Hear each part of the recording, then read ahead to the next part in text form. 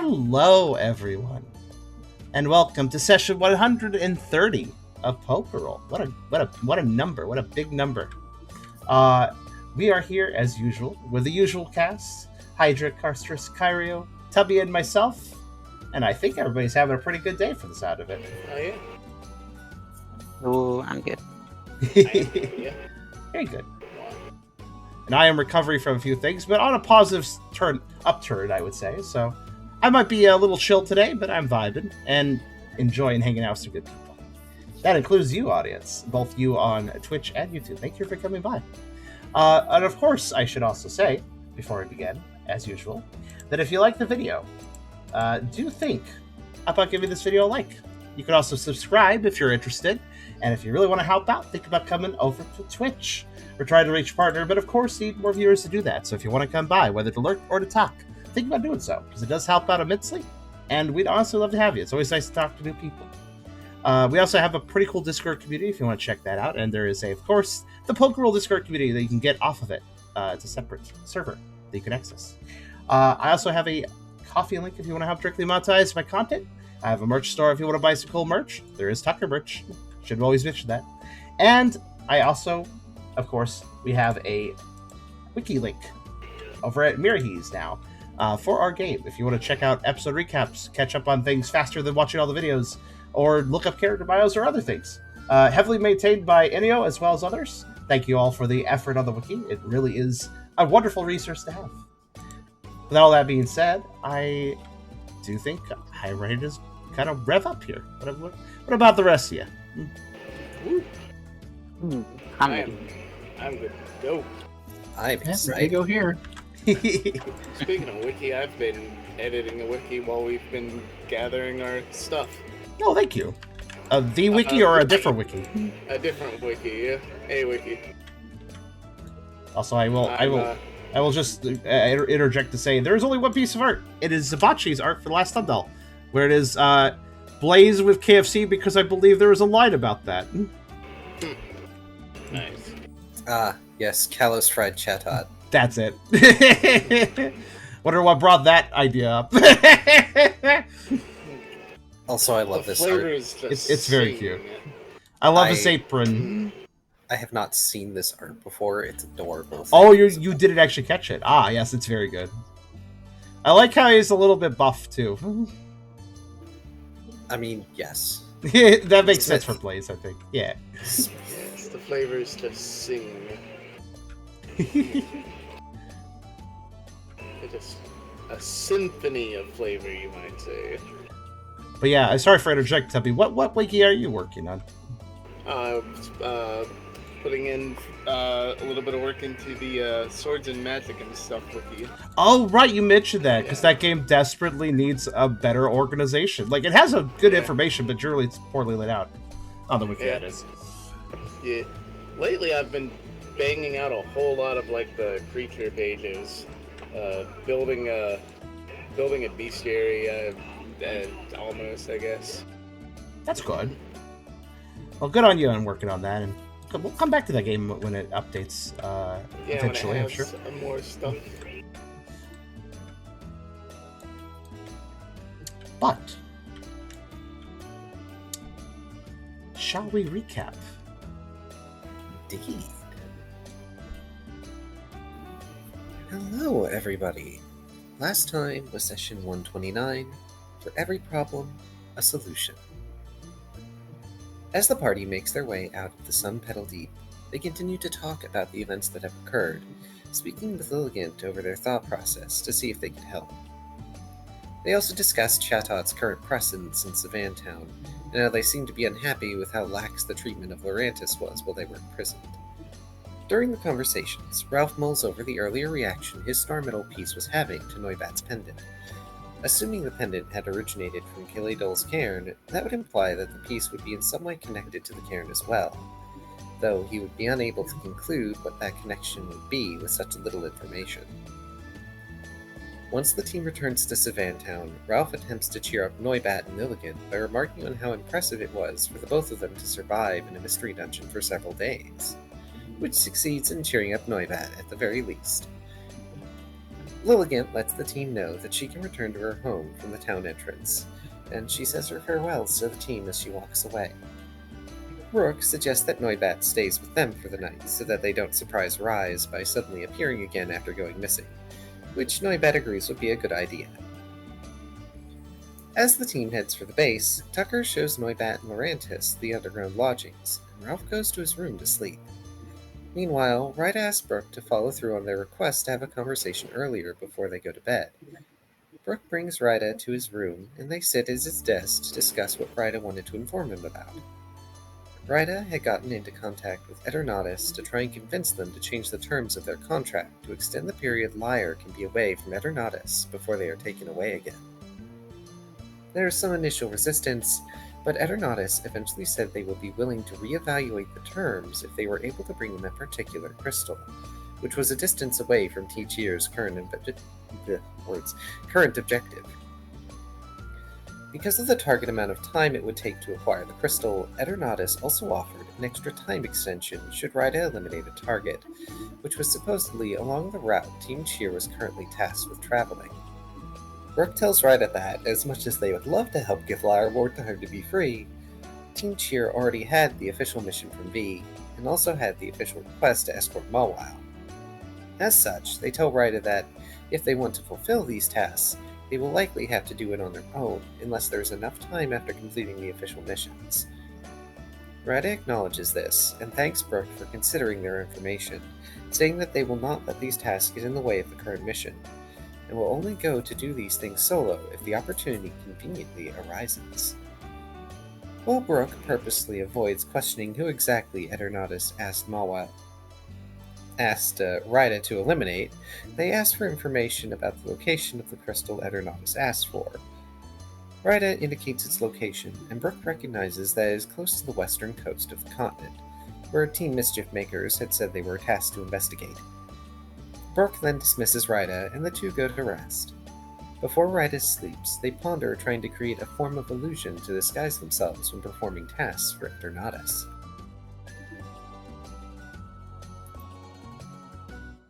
The next morning, the team all have breakfast and go out to do their own separate tasks before they have to leave with V. Ralph goes to collect Mawile from her home, seeing that she is already fully prepared to leave Savantown already. The two happily chat until Ralph remembers that it might be a good idea to get some rope and tents, so he and Mawile go to see Blaze to sort out supplies. After confirming how long they intend to be away, Blaze is able to provide the team with a week's worth of supplies, along with an extra tent for Mawile. Not that, they need an extra tent.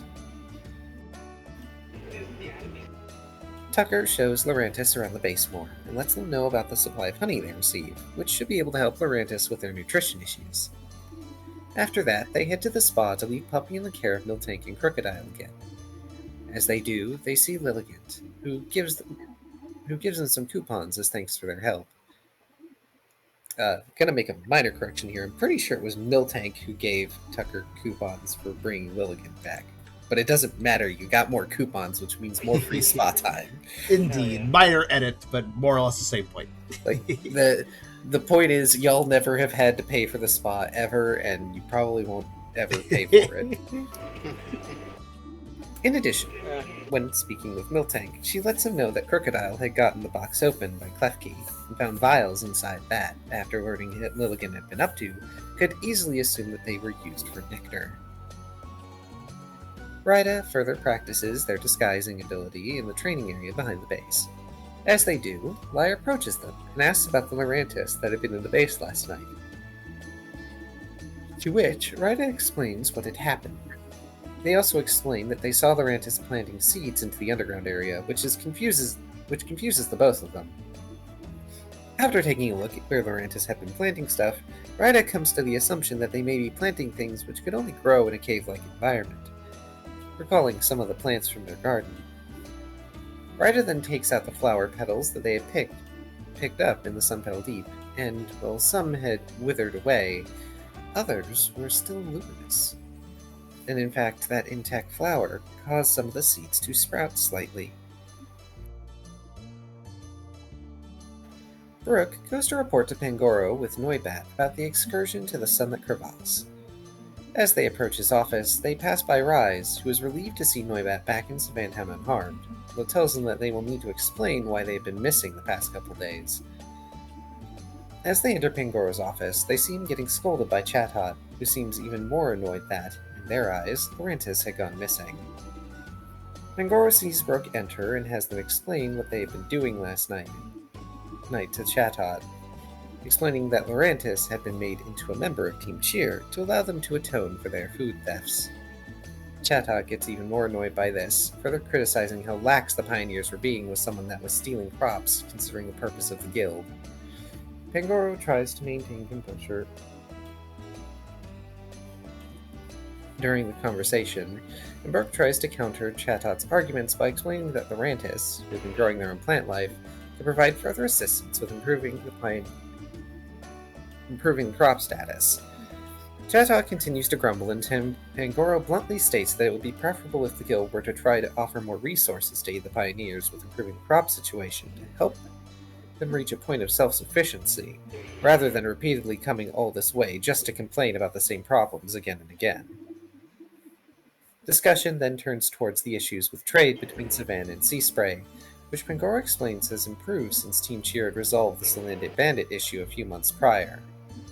Chatot acknowledges this, and remarks on how much progress Savantown's condition had improved since Team Cheer arrived, remarking that the Pioneers might be in better hands if someone else were to manage the issue. Sorry, my eyes must be playing true. If someone else were to take the role of leader to make better use of resources, which makes both Pangoro and Brooke incredibly uncomfortable. In fact, Chatot had already sent a message to issue someone else be brought in from outside the continent to take Pangoro's place, and is currently waiting for a response, which they predict should happen within the week. Chatot even snidely remarks on someone from the Mist Continent may be assigned to take the position, which worries Pangoro even more. Then there is a soft knock on the door as Laurentis enters, eating some honey as they step inside the office. They explain that they would be able to help the Pioneers with collecting better seeds and soil to improve the state of the farm, recognizing that some of the crop issues may be a result of the poor soil quality. Pangoro then mentions how the other main problem facing Savantown is the lack of water, so there would still be problems regardless. Brooke suggests trying to find someone who knows rain dance, to which Pangoro explains that they had been trying to locate anyone who could use the move with little success. Chatot also explains that if they were to ask someone from the guild to help with that, it would take a long time to identify a member who knows rain dance, and even longer to issue official orders to help in Savantown, plus the risks of dehydrating themselves if they were to use the move for prolonged periods of time necessary to resolve the water problems. Burke explains that he would be willing to put in the required effort should they be able to receive proper tutelage. Laurentis then explains that they may be able to assist with that as well, telling the room about a forest atop a mesa near Aster Rock, where they recall some Oricorio living that could possibly know the move.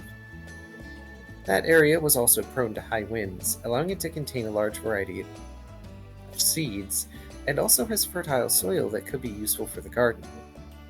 The main danger, however, is that the forest is guarded by a dragon Pokemon, who could potentially send unprepared explorers flying off of the surrounding cliffs. Brooke requests Pangoro to issue Team Cheer to investigate the area as a task, as they would be going around that area for their other missions anyway.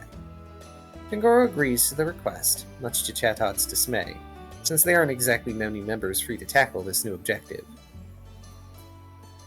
Brooke thanks Pangoro for his time, then recalls that he still needed to receive payment for the past few missions the team had been doing. He mentions to Pangoro about how they had forgotten to be given payment, which visibly annoys Chatot, and Pangoro apologizes for forgetting and hands Brooke the payment. In addition, he lets Brooke know that Team Cheer had been promoted to Gold rank, and provides them with several checks for 1,000 Poke to give to each of the members, since the clubhouse was lacking enough coins to hand over physically. Noibat then parts ways with Brooke to stay with Rise and explain why they were missing. Once everyone reunites at the base, Brooke hands everyone their new badges, as well as the corresponding payments each of them got with a promotion. The entire team is rendered speechless at the amount of money they receive, with V spying the checks and being very impressed as well. Ralph also lets them know that he and Mawile had collected the relevant supplies, and Ryda notifies everyone that Laurentis had already started with preparing their garden in the basement.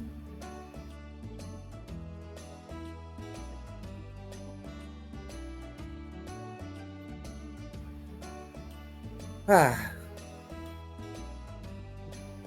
I believe that is where we ended. The tax to do a recap now and then. This one was particularly long. That's true. I stumbled a few times because there were some large paragraphs and my eyes skipped a line. Man, I talk a lot.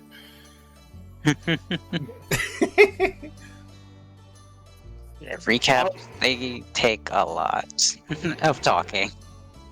Oh, please. This is nothing compared to the notes that I have.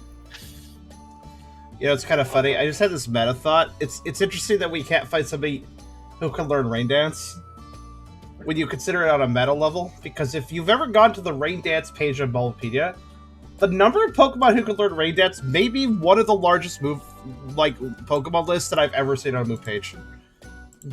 It's not a matter of if they can learn it, it's a matter of do they know it. Yeah. Who knows it? Yeah. Yeah, it's just kind of, on a meta level, it's kind of interesting to look that up. Because I was like, how many Pokemon can actually learn Rain Dance? Like, oh wow.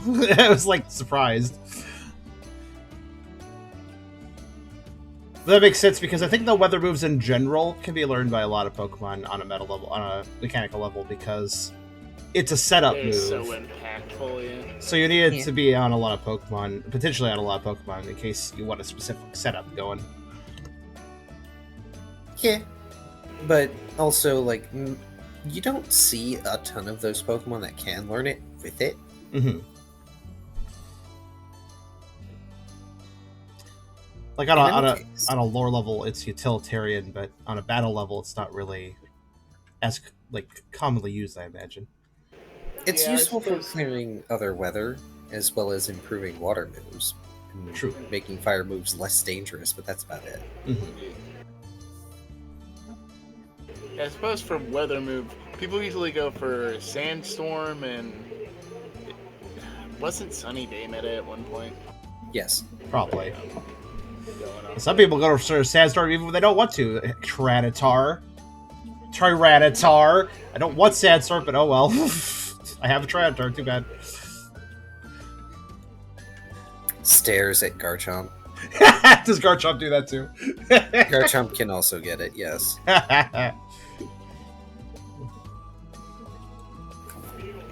But yes, you all are now gathered and prepared to leave on V's quest.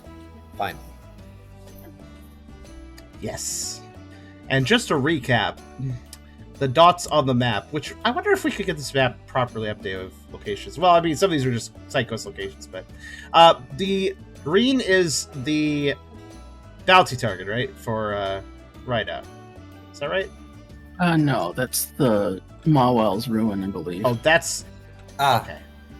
Right. It simply says the objective, so I was like trying to parse. I put it roughly where I thought it was supposed to be. Ah, there we go. That Allow me makes more sense. to move that. Because, Actually, I like you the think idea it's there. It's a bit further away than that. I like the idea of using the counters for this, because then we can like name them. Mhm. That is a good idea, actually. But the blue one is V's, which is very close to Astro Rock. The pink one that I made is Ryda's. I'll give them simple names just to make it easier. Right. That's right, it's Crystal, right?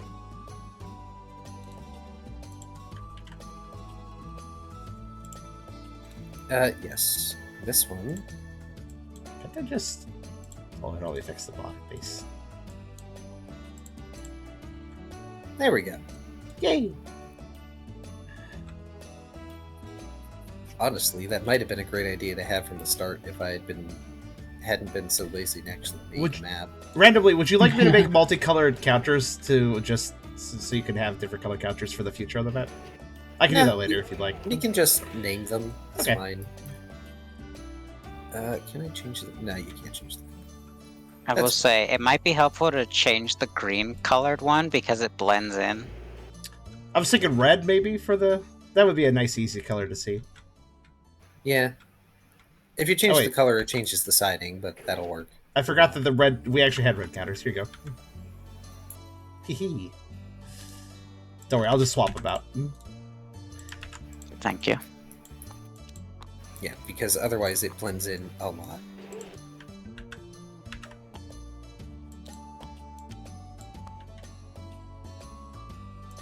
In any case, while that's going on,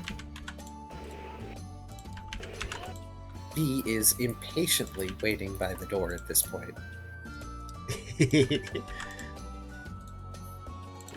I think I was gonna bring up the idea of bringing a cart to them. Oh yes, that is correct. You wanted to bring up the idea of a cart because, how else are they going to haul everything away? You can't expect Ralph to do it. No, I don't like them enough. I just like breaking their balls more. There we go. I assume we could find a cart in like the market or something. You can. Now the question is, do you just want the cart, or do you want someone to pull it? I was gonna ask a hot dog to do that. Ah, that's right. Because I also need him to escort V back home. That's true. Oh, I see. You're thinking ahead. Smart.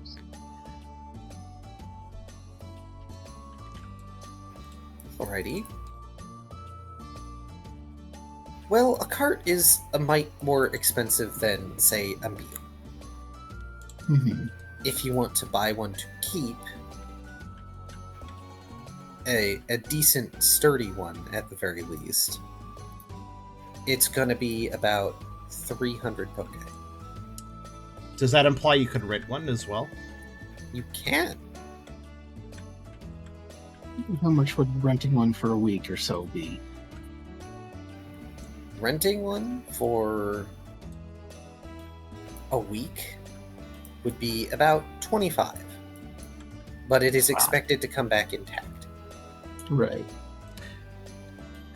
Will they be doing an insurance check to make sure that we can? Is there what are the damage fees? Do I have to be over 21 to get this to make this rental? If Burke is the one doing the bartering and such, the easy way to put it is if it is damaged or what have you, like if it's damaged, they will charge you an extra 5 poke when you return, along with whatever it takes to repair the damages. To be frank, I feel like this should be V's responsibility. Because the cart is a courtesy, really. Oh yeah, we also are already providing our own base's support for hauling it, so he has to pay for the cart. Would be logical. Yeah, I was just suggesting it. I'm taking hot dog with us, regardless. Bring extra pepper. Fine. Guess it'll be worth it to have a chef. They're going to rent a cart. Wait, how much is this going to cost if the cart doesn't come back? I'm just going to say it's a Kecleon at the shop, because of course it is. The Kecleon stares at V as they take the money slowly. They smile. V frowns. The Kecleon amount. Yep. The Kecleon amount. When the business transaction is concluded, as much as it could be considered one, V has acquired a sturdy wooden cart. Large enough that it would probably be able to fit V, Tucker, and Rida comfortably? Okay. Medium small cart. Or Brooke and one other. Because Brooke's fat. No. Brooke is He's a little round. I'm fatter, I will win this contest.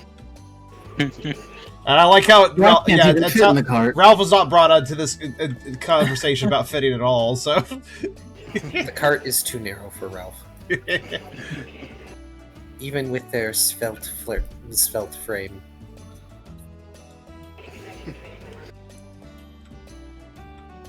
All right. Smash cut to hot dog being strapped in. Does Hot Dog have any comments on this new job? It's like, what am I getting myself into? It's better than having to be chef for another week. They need a change of pace. Oh, He did basically ask for a break. No, this is effectively one. Maybe that can't fit in your cart, but I could just ride the puller. Yeah. Brace yourself. Just ride right on top of the horse. Don't you dare! As he tries to lean away from Ralph while he's stuck in the harness. Ralph, please don't flatten fellow team members. I'm joking, of course. Hey! If you try and sit on him, you're gonna break the whatever the name is for this wooden siding that's keeping him in place. Yeah. I gotta How pay about for I that. ride you? How would that work? I don't know. You'd learn strength. You, Mawile, control your husband.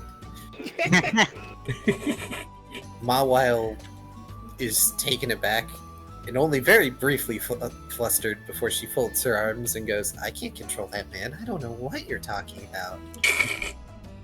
I can barely control him.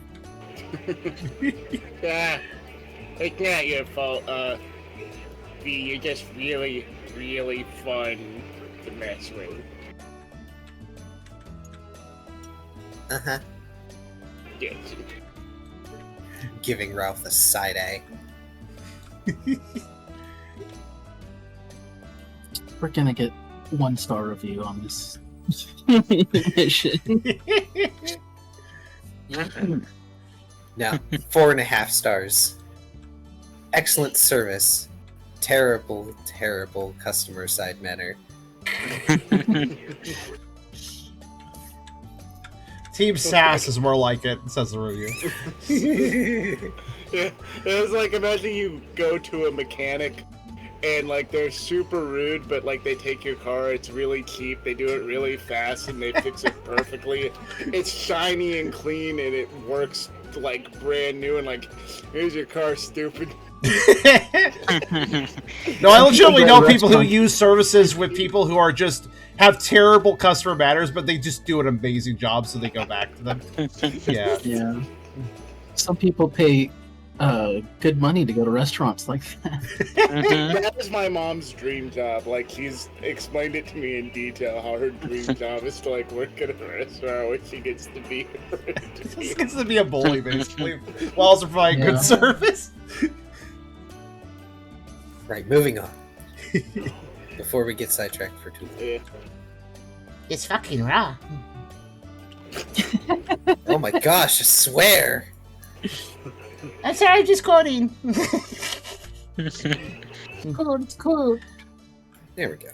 That's Ooh, entry. We haven't used this one much. I like that. We haven't. We usually end up sticking to one or the other because I don't change it very often. That's fine. It's nice to have a change of pace. This is a good travel one, I'd say. Is this in Cal's dungeon? And legitimately, the Game Boy Advance splash art, which I think this is from the Game Boy Advance version, really pretty for how limited the color palette was for that system. I'd say that for most Game Boy Advance games, to be honest. Yeah, it's true. Yeah. Yeah, the Game Boy Advance. It's like a continuation of the Super Nintendo. Yeah, honestly, I underappreciate that system simply for one reason. I don't like its sound chip. So a lot of the music in it, I don't really appreciate that much. There are exceptions, of course, but in the process, as such a musically focused person, I think I underestimated that system a bit. We are going to change music to Dungeon 151. Okay. Dungeon Mew. Got it. At least 150 or more to see.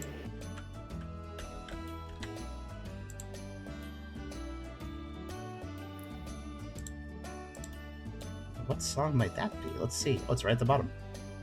Yep. Ah. One that we haven't used in a while, and I think people are happy about that because we used it a lot. Oh, yeah. It's been a little while since we've heard this one, but I remember it. Please, this one gets louder, by the way, for anybody trying to adjust volume. I'll leave it there for And now. Team Cheer makes their way out to the Wild Prairie. Because it really doesn't take you very long to get past the Big Plains. If I recall correctly, Wild Prairie is off of well, basically Pride Rock, right? The Baked Plains, I believe, are the area just outside of Savantown, and then it becomes the Wild Prairie, which is a very vast traversal zone. Yeah, very large area. I would say appropriately it stretches. Hang on, let me use.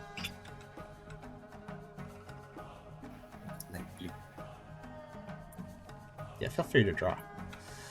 I'll erase it after because it's Yeah. thick on the map.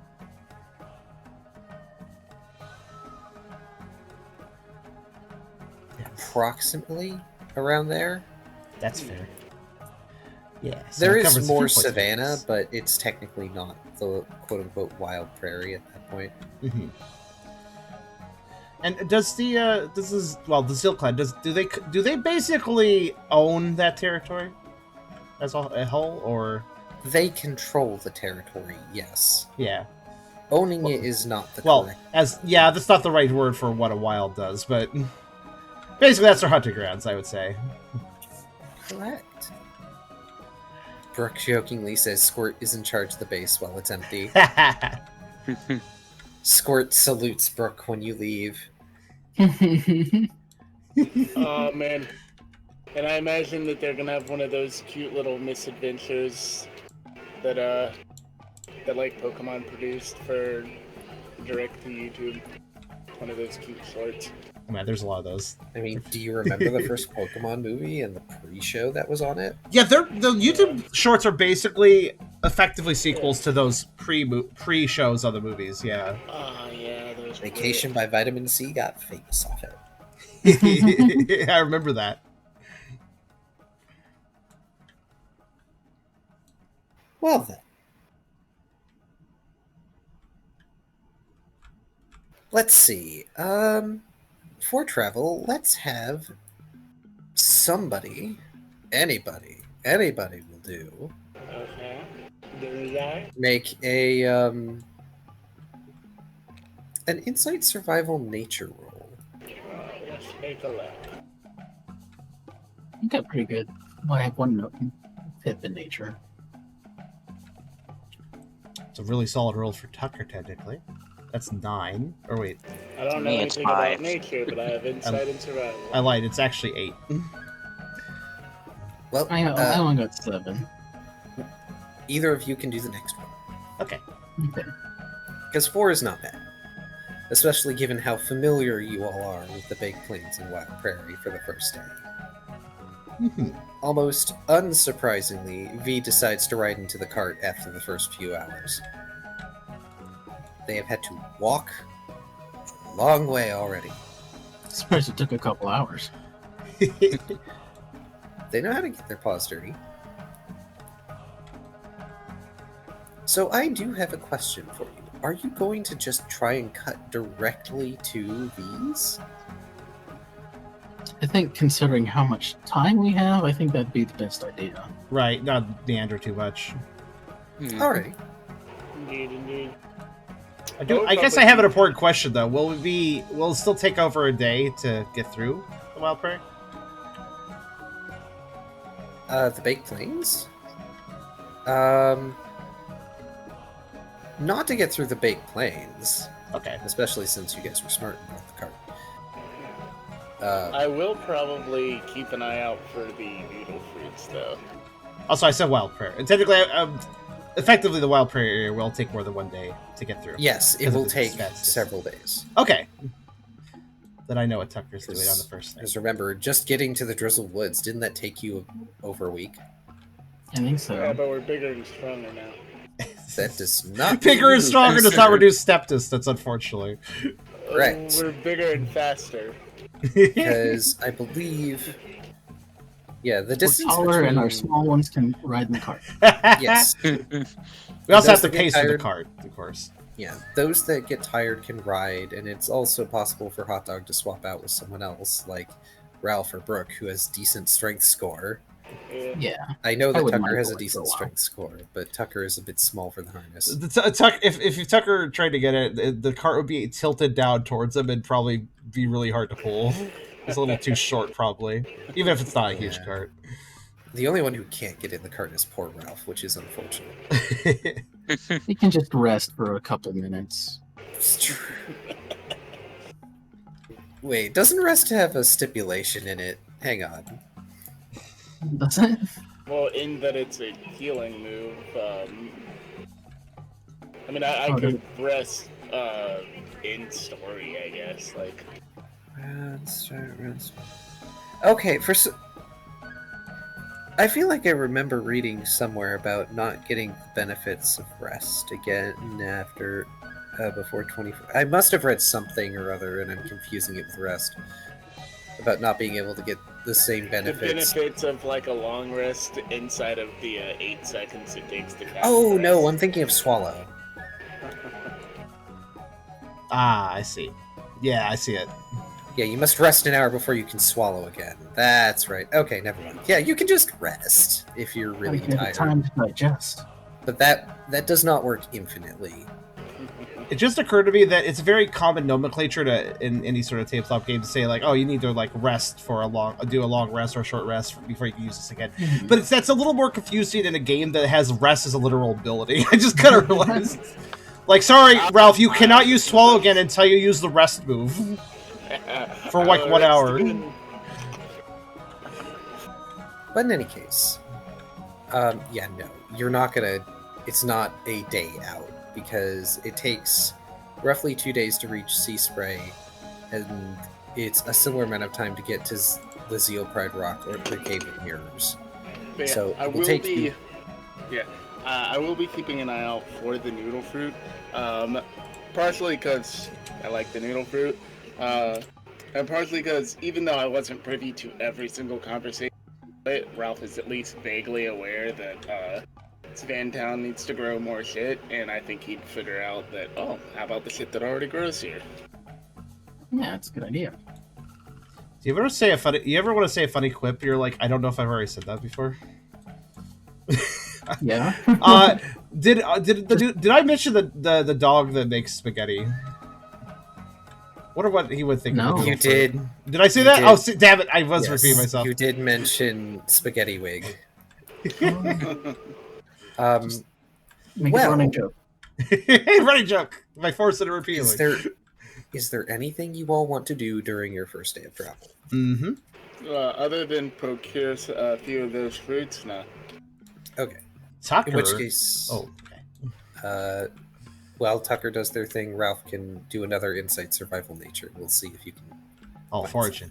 That's fair. It's a relatively flat continent, right?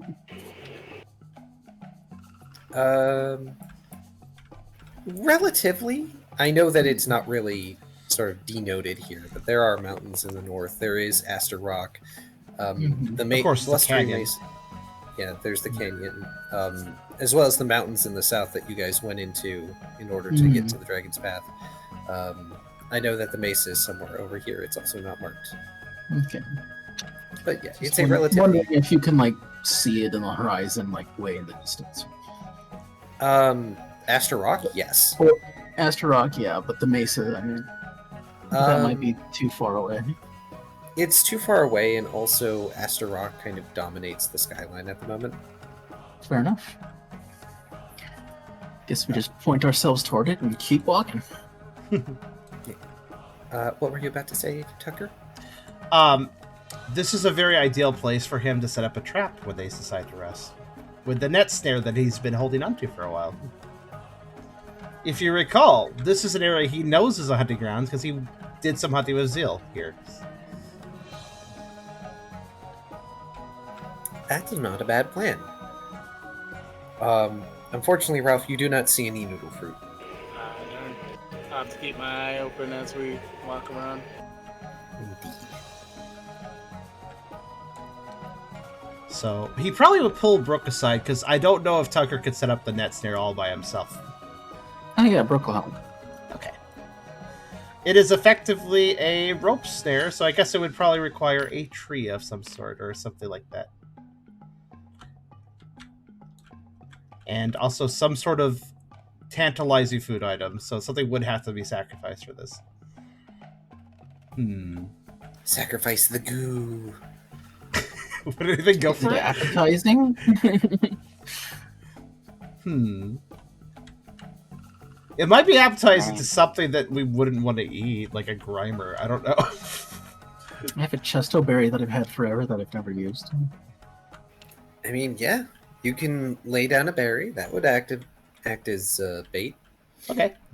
I was going to say a chesto berry, or we could drop an oranberry on it. Those oranberries are useful, even if it's just one. Yeah, oranberries have immediate use. Chesto berries, it's like if they're asleep, just smack them. Yeah. Okay. Then if you're willing to sacrifice the chesto berry, then that will be used for the trap. And I assume that we would set up a camp, so to speak, around the end of dusk, I assume? Yeah, usually. Okay. Then Tucker would probably stay up to stay a distance for the trap and just listen. So he'd be focused on staying away. And definitely staying... what's the word? Is downwind the word, or is upwind the word? No, downwind, right? Yeah, downwind. Downwind, yeah. Yeah. Which is easy for him to figure out with his nose. Would I have to roll a perception check to be stealthy? You would need to roll for me a Dex Survival Stealth, which is not bad for you. Yeah. Unless you want to try like using a move in place of that. I think Tucker will just, since it is kind of, he has all night and he's going to take his time, just do a standard check. So, Dex Survival Stealth, let's do that. Question, is there anything Ryda wants to do? Nothing in particular, but I imagine Ryda is going to specifically stay up just to basically taking the night shift to make sure nothing happens while everyone gets rest. Okay. We generally have a night shift, yeah. Yeah. Yeah, there's usually a watch of some description when you all are traveling. I was going to ask about that, but if Ryda's going to take it. Yeah, Tucker doesn't really count. He may be staying up, but he's setting this trap up not next to the base, because like next to the camp, because that would probably deter Pokemon. So it still has to be a little ways away. Brooke is going to insist Ryda not take the entire watch.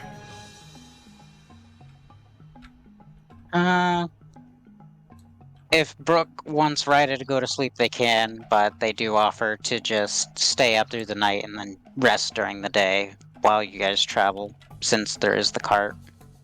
Well, we don't know what's going to happen. It's best to be rested during the day. Fair enough. True. And anyone fatigued can always rest in the cart. That was Tucker's plan, honestly, since he was just going to stay up. Basically, as long as he could, until something triggers the trap.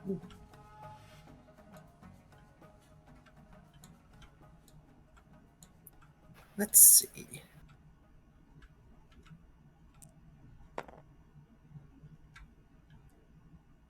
Oh, I beat by 4.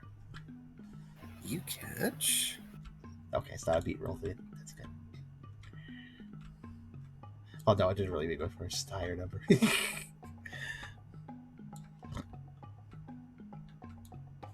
Well, you catch a Beedrill. Ooh. One of its arms has been stuck in the snare as it tried to jab the berry.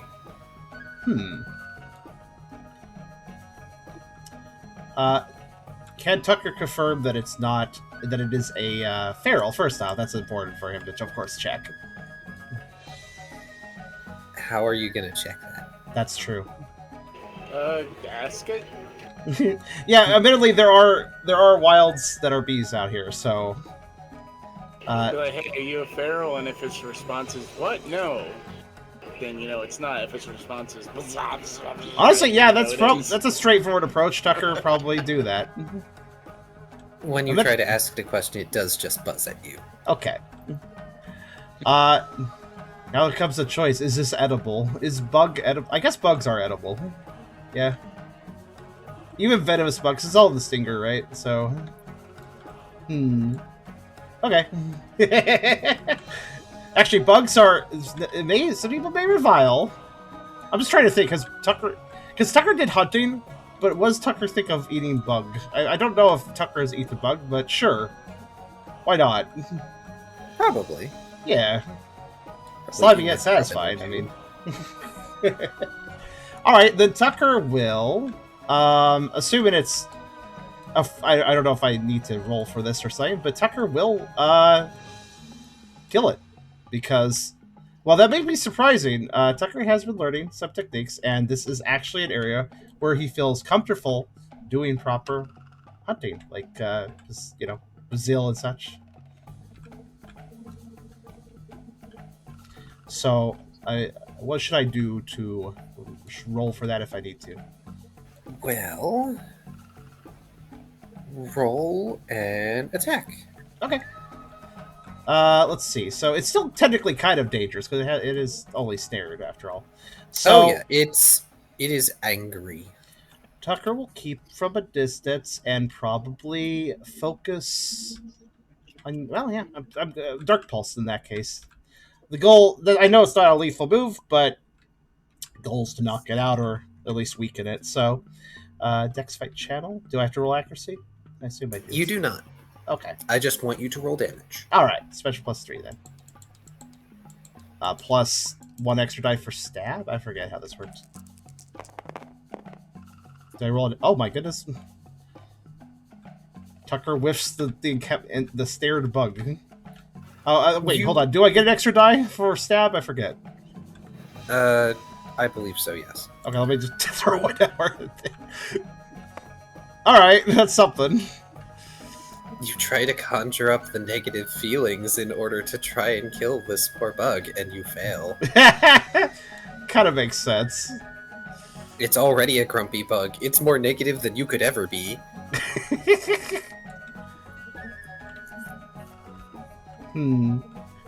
Alright then. Maybe Tucker should ask for help. Yeah. Tucker was like, okay, I have a lore. Tucker was all ready to go on this. Ever since he started setting up the net snare, he knew what he was going to be doing. And he was okay with it.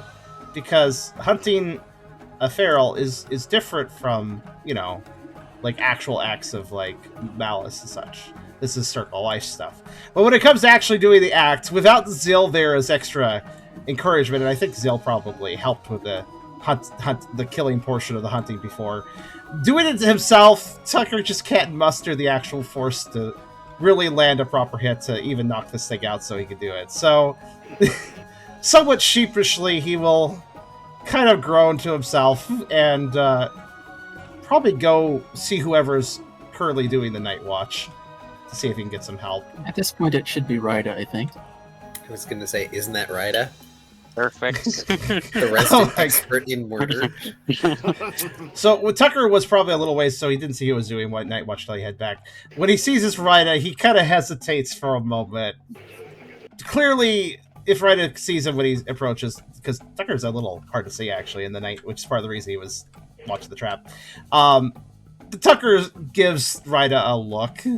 Not like of disdain necessarily, but of like, oh wait, this is kind of awkward for me.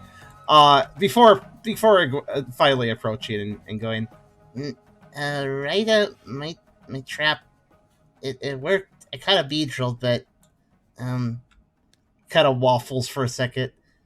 Could you help me take it out? Very well. And they will promptly get up and start heading the direction that you were.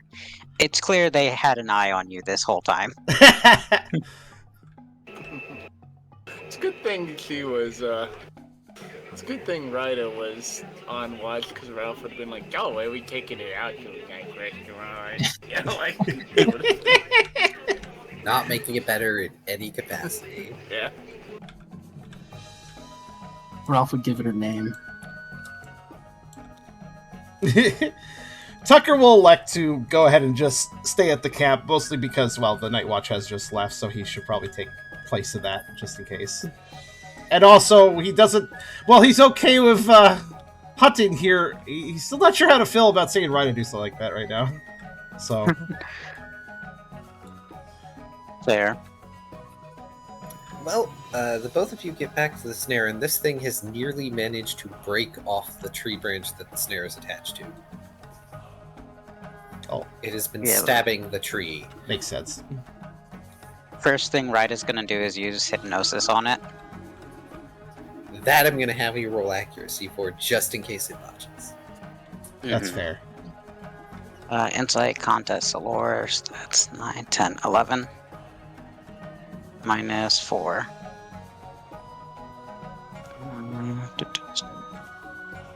Sorry, brain 7.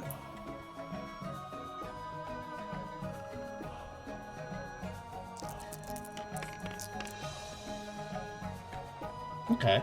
Go to sleep. It is now asleep. Ryda, resident expert in murder. Now you don't need to roll damage at all. Just coup de grace. It just occurred to me that Tucker would... Ryda will be humane in them finishing off the book. You do not need to describe the finishing off of the bug, I will not. if only to spare our audience, Mind crush. and also to spare Beerus. He's probably upset enough already. Aw. It just occurred to me that Tucker would have needed help anyways, because to put it in the least violent terms, to properly carve this for other people to enjoy, when a feral does kill it, it's usually a very messy affair as far as like eating it. So, yeah, getting a biped to help out is probably necessary anyways if we want this to be a humane meal. Mhm. An elegant meal. Not Elegant. a bloody mess. Well, it's going to be a first time for eating Beedrill for more than a couple of the Pokemon at the campfire. But at least it saves you some rations. Also, technically, if it works like normal bugs in real life, pretty good fruit, pretty good energy source, very good protein. High in protein. Probably extremely good travel food, actually, even if it's a little Similar to shrimp. Tucker will be thankful when Ryder returns with, the remains. It is kept neatly and, for the most part, intact. I hope this is satisfactory. Yeah, that'll work. Tucker can note that it was killed humanely, by the way, so he seems to approve of that. And he will probably help however he can in getting it put into pieces that are logical for rations and for sharing and such. And also, should this be cooked? I wonder. Probably. Yes. Too. Yeah. Okay. So glad to see my team working together despite philosophical differences. I mean, will- Ryda isn't just a bloodthirsty murderer all the time. You know, it's just when they think someone should die, they really think someone should die. Yeah, honestly, I Tucker would help with the butchering if he can, because that part doesn't bother him as with the hunting at all. Actually, maybe this is a bonding moment. Yeah. Weird bonding moment. But you Beedrill do. fillets. Oops, sorry. Beedrill fillets is always. I mean, yeah, thorax got to be good for something. It'd probably be good to cook it as people's as sun rose, so that we don't waste time cooking while travel could be done. At least cooking it beforehand. Yeah. But you do acquire 3 Beedrill stingers because Oh yeah. That makes sense. Actually, I didn't even consider that as a resource. Is Ryda going to just pocket those or give them to Yep. Tucker? Okay. Unless Tucker wanted them. Tucker will Ryda make has no problem giving them over. Tucker will make note of that actually is a useful resource. He doesn't have any immediate use for it, so he'll let you have them though. Though I actually, love you might have a use for them. Actually, I mean, as the resident witch, I suppose so. Gosh, making me think of Kiki's delivery service. Feels like it's gonna Anytime be I super hear the cool. words resident witch. Yeah, not only as the source of poison, but also like that's a good stabby thing. Mhm. Poison Ooh, sting they lance. make That sounds great cool. Actually. projectiles, and I can dip them in the poisonous sludge for extra poison. I'm immediately reminded, like in the main PMD games, there's the what are they the things you can throw? There's got little spikes, Barbs and the the geo barbs. bubbles. Yeah, it's effectively that. Alright. Well, aside from that little hunt, we'll say, the night is relatively uneventful. Something that V is thankful for, especially since they were consistently... Oh no, the net stringer isn't destroyed. Oh, okay. Yeah, The with Tucker will help you retrieve were it in able that to get case. it back down. Yeah. Cool. Wasn't sure if the bead roll actually tore it up at all. It's only lost a bit of durability, I'm sure. Okay. Yeah, it's a simple net snare. Good. The Tucker will retrieve. Sorry to interrupt. I was just like, oh, let me give this to you. No, that's fine. And we can move on to the next day, and somebody besides Ralph can give me the insight survival nature, since he did the first day. I'm a little curious if anybody has any reactions when they wake up to basically bug fillets. I assume that some of them were cooked the night before, since Yeah. you caught it. Yeah. Cook some now, cook some later, probably. Which means people ate them the night before. Ah. To say the least, V was not the biggest fan, Hot Dog did not care one way or the other, and Malwile only temporarily made a face before she had it. It's like, oh, this is actually tasty, fine. Tucker also probably made a face because he's never eaten bug before, but he was like obviously very willing to try it because he chose to hunt it after all. At least you cooked out the poison. Slimy yet satisfying.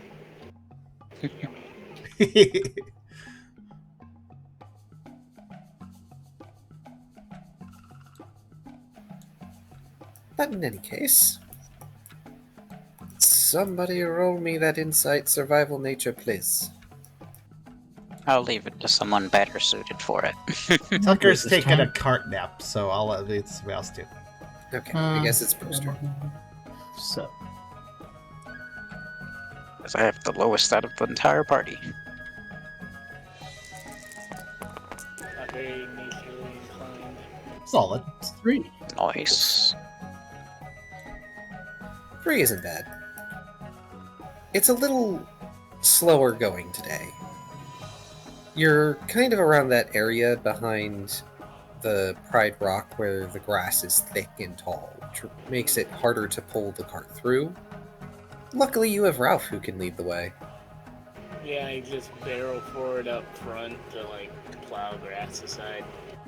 It still takes a little work to tamp Yeah. grass down ahead of the cart. Yeah, I'm just kind of dragging my feet as I walk along. Making crop circles. Oh no! Yeah. Car has disconnected. Yep, I got booted, as did Tubby apparently. Oh, I don't even see it. Oh, Tubby seems to still be here on my end. Wait. Weird, is it just me? I think it's Just just you. seems like you. But why?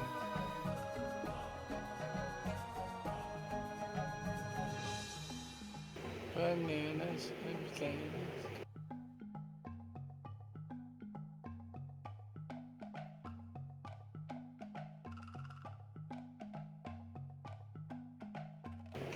Hey, plowing this down. Can chat hear me? Oh, that's interesting. We, Yeah, I think so. yeah, we can, so Cat probably can. One thing I noticed though, my mic randomly muted itself. Yeah, Discord's been doing that apparently. Okay, people can hear me. Yeah. It did that Wait, a couple times. Could Discord, like, my physical mic, though, actually switch to its mute mode, which it has a button for? It does this sometimes. I wonder if Discord is responsible for it, though, somehow. Weird. I should mention it. Weird. But also, yeah, I think it seems to be fine. Sorry I wasn't talking. I actually was, but I just was like, wait a minute, when did this mute? Yeah, for some reason I'm having weird...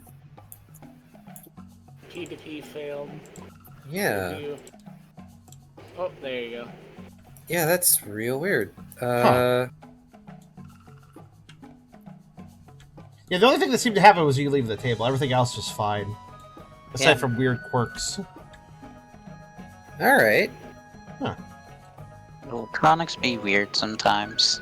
I'm gonna have to look through the Discord settings again. Every time they update it, I swear there's just some new, hey, we automatically turned on this new thing that messes with you. It's like, and I have to just check it again.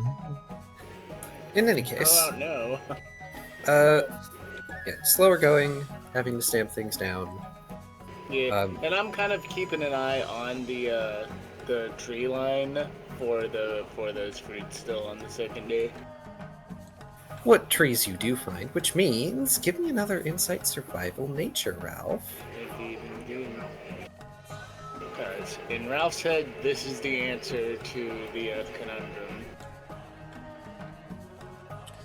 Sucker also probably kind of instantly, Tucker probably also appreciate Tubby bringing the grass down because it probably makes the cart ride less bumpy. So, Ralph. Well, thank you. You spot nearby.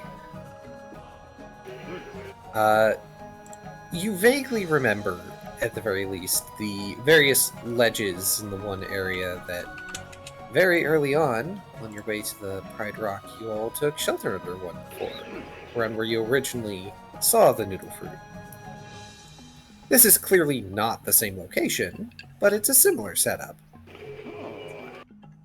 There's a small pool of water, a ledge, and one of the trees that has the noodle fruit. Awesome. I'm gonna sprint over there without warning. Without warning. Just the grass rustling, trail left in his wake. You find 2 noodle fruit. The rest are either mostly eaten or have rotten upon the ground. Excellent. We'll take the 2 good ones.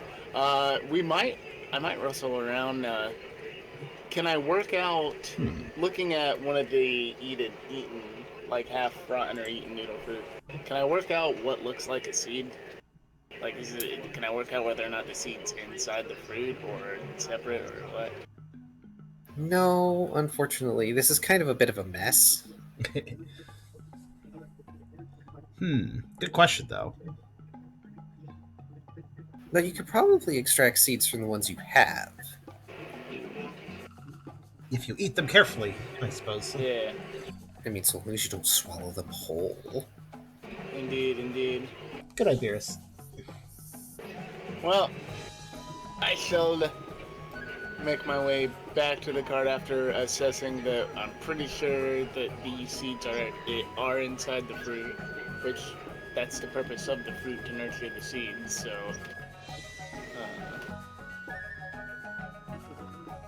Generally speaking, what fruits? Yeah.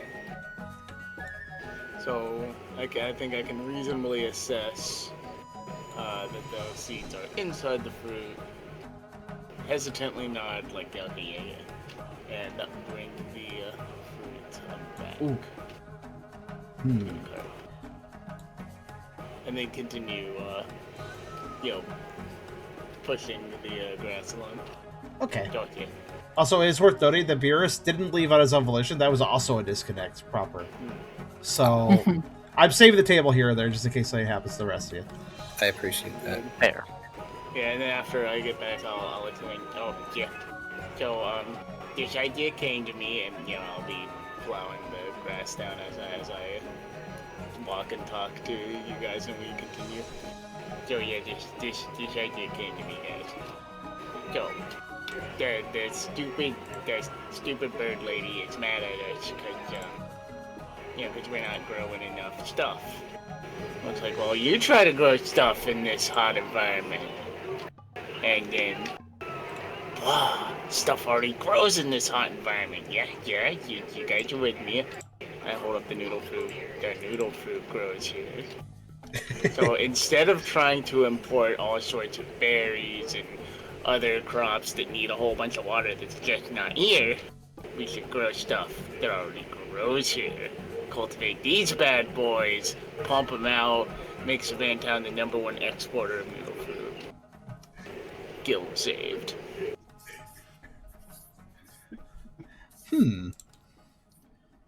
Not a bad idea. I forget who here has tried the noodle fruit before. I can't remember. Ralph. Just Ralph, I think right? just Ralph. Okay. Yes. And for some reason, you managed to remember exactly how I described it. He's big on these. Tucker seems ambivalent because he doesn't ever tried it, but he does think kind of nod to Ralph's suggestion and does think that that's actually kind of smart, since it does show that the continent has more worth and such, which he'll probably make a comment on.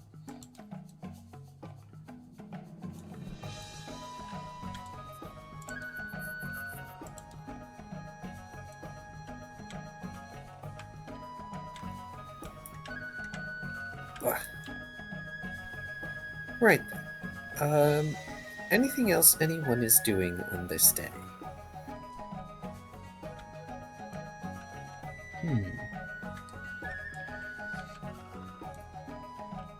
Not really, since Tucker's mostly taking a nap to catch up on all the staying up he did. V and Mawile are currently staying in the cart with Tucker right now, mostly perusing over what appears to be some sort of map that V has. If Mawile wants to use Tucker as something to prop up against, that's totally fine. Tucker is effectively a pillow, especially if he's napping. Ooh. I'm gonna check and see if their map looks more accurate than my map. When you go over to... Yeah, go ahead. Sorry. No, go ahead. When you go over to check their map, it doesn't look like the map that you were used to seeing. This looks more like a blueprint.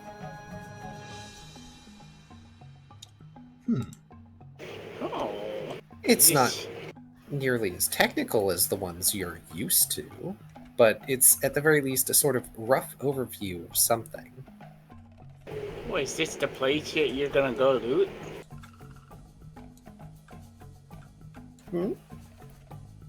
The map there, or the blueprint, or whatever you got there.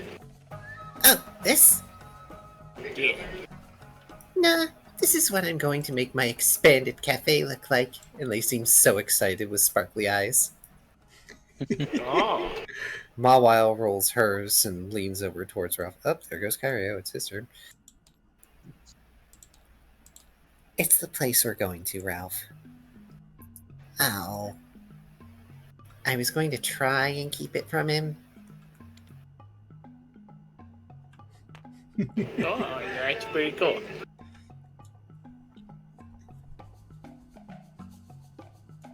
Well, I mean, if we're going to it, then how are you going to keep it from me? I mean, there's like an angry, I don't know, an angry Onyx inside. Well, you gonna fight it? No.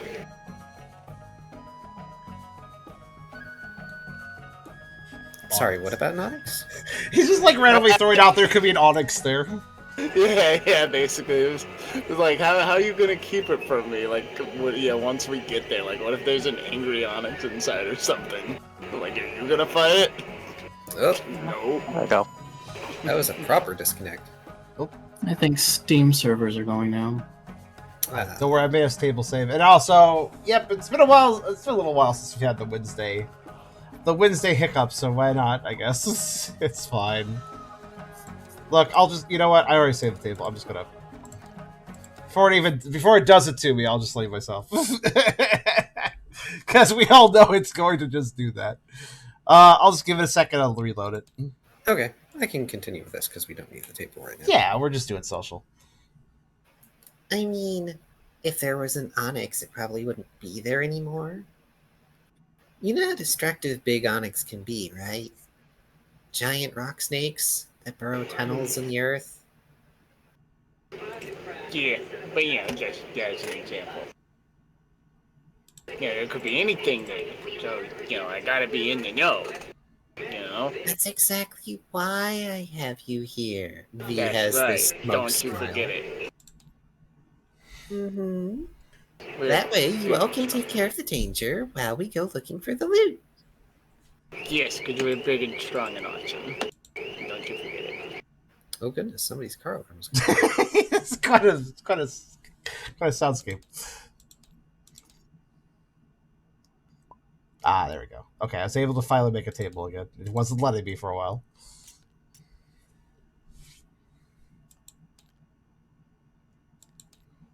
Did that as I was trying to find the music I need. Oh, that's really annoying, actually. Oh. And plates. There we go. I was also thinking about what Ryder could have been doing, and I figured while they were on the cart, Ryder could be practicing sort of doing the hologram trick thing. Just trying to get more practice at doing that more consistently. Oh, thank you. You're welcome. It still looks weird and unsettling, and it's a little harder to do without a proper mirror.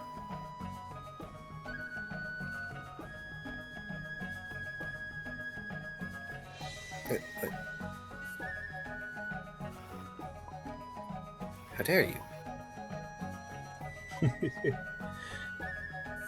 Put in the password.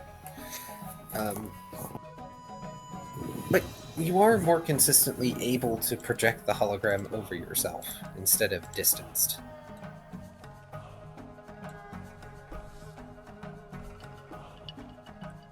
Project the UI above yourself. Put a fake health bar above me. No, even better.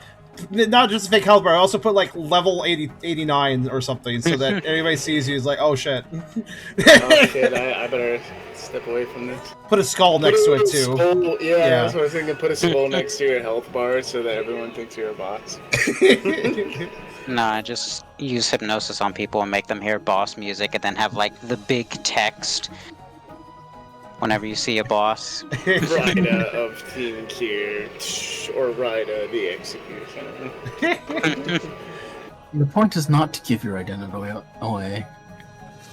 The No, it just has Executioner, then. the title Justice Bringer There you or go. Hand of Eternatus. Dun, dun, dun, dun, dun.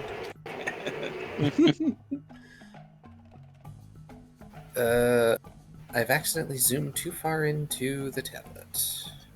Oh. Let's see. What's the way to escape the tablet if you can't click the table? Let's see. Oh, wait, I was gonna say maybe escape, but I'm not If really you press spacebar, no. there we go. Yeah, space usually resets your camera. First time I it was didn't wondering do if it. the tablet would let you. sure. Yeah, I've run into that issue too. Like I click the tablet, and I'm like, wait, I can't click the table right now. Oh no, I'm stuck. Yeah, I've also got like text boxes over the tablet. Oh. Oh, neat. I did too. Interesting. Anyway. They're yours, so this be song- careful.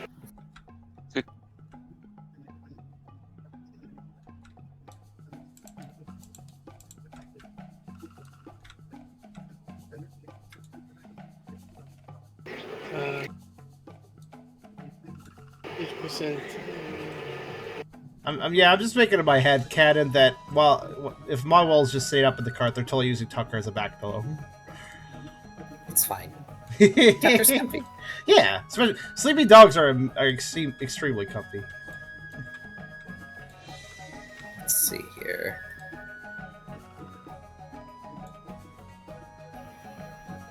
So who's taking watch tonight?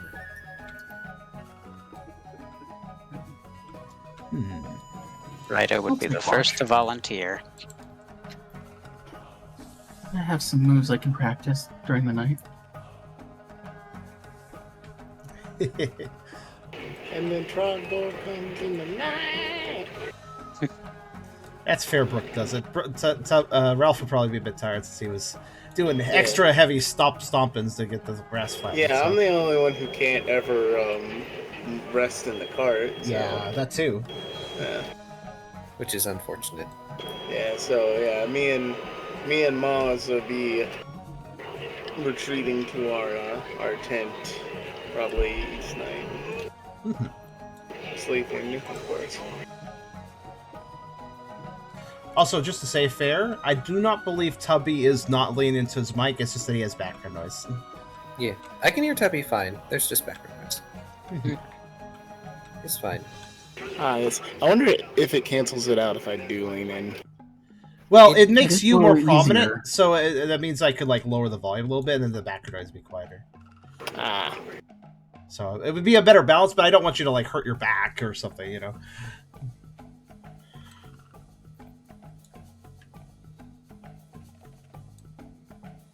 Yeah, it is a good way to counteract if you can get in a position where your mic is a little closer to you, then it actually balances things out better. Indeed. Yeah.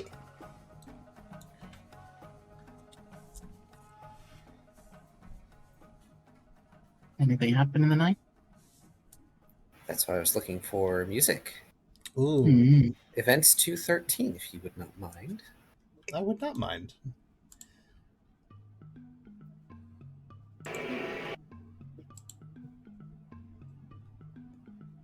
Well, that's all this.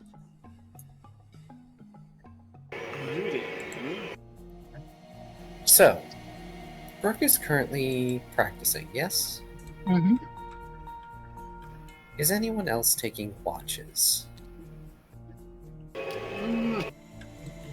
Ralph may or may not be awake in the tent, but he's not out there actively watching. Tucker would seek extra Z's unless otherwise asked to.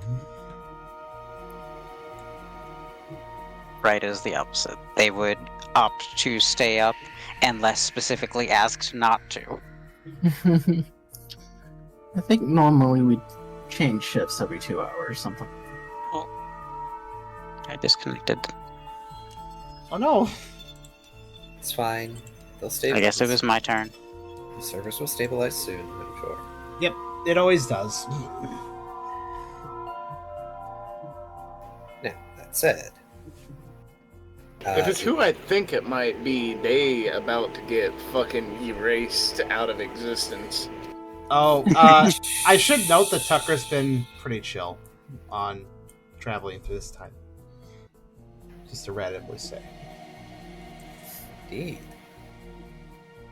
So, is Rydig of on and off shifts? Oh, you cut off. I for a mean, little bit. I'm What is not that? going to protest what Brooke says. Oh. Ryder would never. Nope, they would never. It's in the contract. It's in the contract. Very well.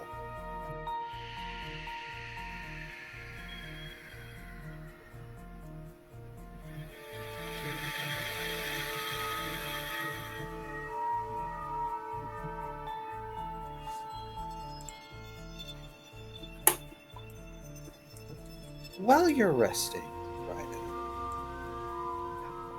you feel something like cold claws on your shoulders.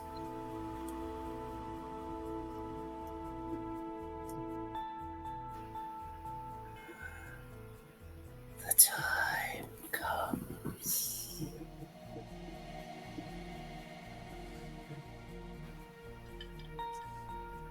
Will you acquiesce or fight?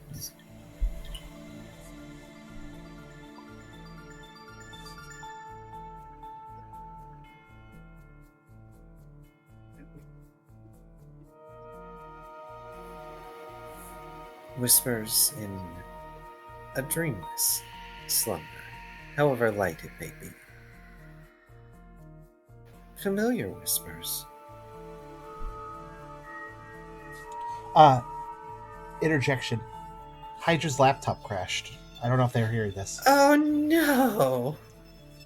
Darn it! Yeah, I'm sorry. Also, wow, really? Tabletop says lol no to you, and then suddenly your laptop also says lol no to you as well. Like, wow. What's wrong with Hydra? Jeez, leave him alone. Leave Hydra alone. Leave him alone. I am so sorry. Are you able to listen on an alternate device? You could repeat if possible. I'm sorry to hear that happen, though. So sad.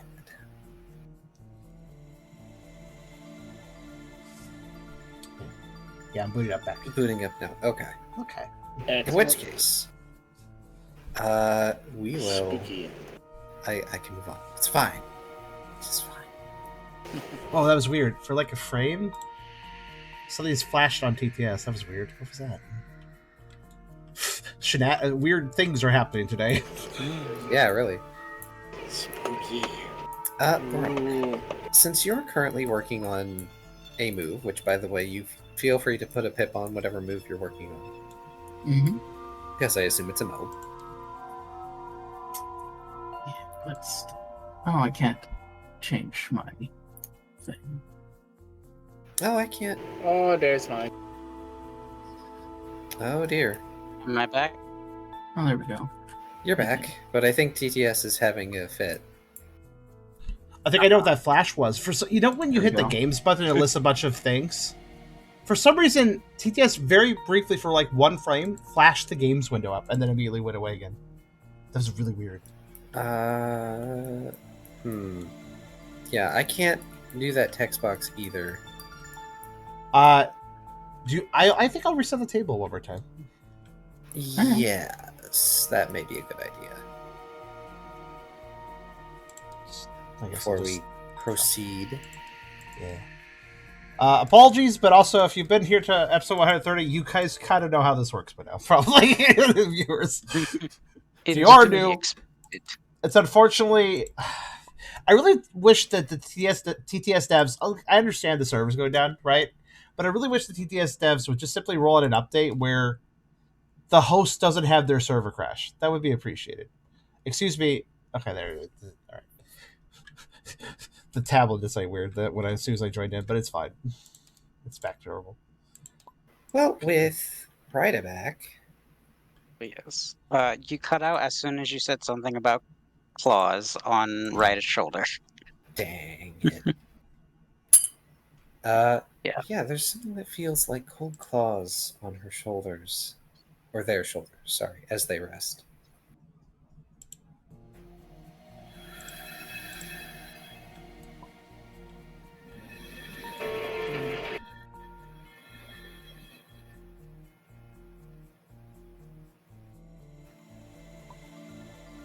The time comes. Will you fight? Or acquiesce? What is mine?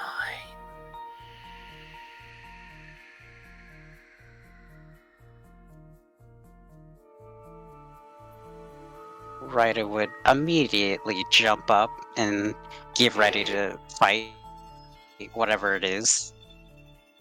You're still in your tent. But it's dark.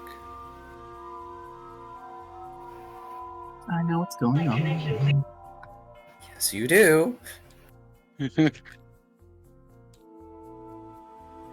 Ryder doesn't see anyone around. Not in your tent, no. However, before you move forward, if you do not mind, once Kyrio is in, I would like Brooke to do an Insight Survival Alert.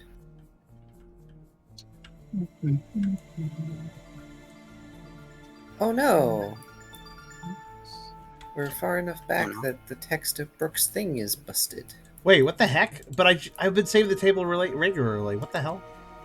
I don't know what happened there. That no. just Someone's happened? text is definitely overlaid on top of mine. Good grief. I don't see it myself, but shoot. Oh, Maybe- maybe that's why. Listen, Yeah. listen. Let me Brooks roll is on back. top Give, of theirs. let me. How far a roll back would be good for getting that information back? We could just pop over there, have you copy it, and then we can pop back. Well, the weird thing is, the information is at least for me, it's overlaid on top of where it is. So is the information there on Brooke's sheet for you, the lower block? So, when it comes to these weird text glitches, as host, for some reason, I don't see it. Either people have blank text boxes or they're normal text boxes. I don't see this overlay. I shared it in our thing. I'm So just you letting can you, see. I'm just letting you know that I don't mechanically have that happen. Well, yeah, but if you're Yeah, not that's really seeing, weird. If you're not seeing an issue with Brooke's text boxes, Oh, I that's am. fine. I'm seeing it blank. Okay, that is a problem. Hang on. Let's see. It's okay. Let me load an older table. It only takes a second, assuming TTS behaves. Okay, see that one's Okay, still. Is that better? Is that normal? This one? Yeah, That it is looks Okay, copy all that important stuff for everybody copy their important stuff if they have anything important to share. I got it. Okay. All right, we'll load it back up. I have no idea, man. I'm gonna assume this just has to do with the shenanigans today. All right, there you go. Yeah, it's just gone on this save, and I don't know why. I think it has to do with the fact that text got overlaid on the tablet. Yeah, you mentioned that too, and I was like, did not process what that meant. Like, I guess text appeared over the tablet itself. Interesting. Yeah. What an odd. I've never even heard of that one. Yeah, it was weird. Also, Hydra.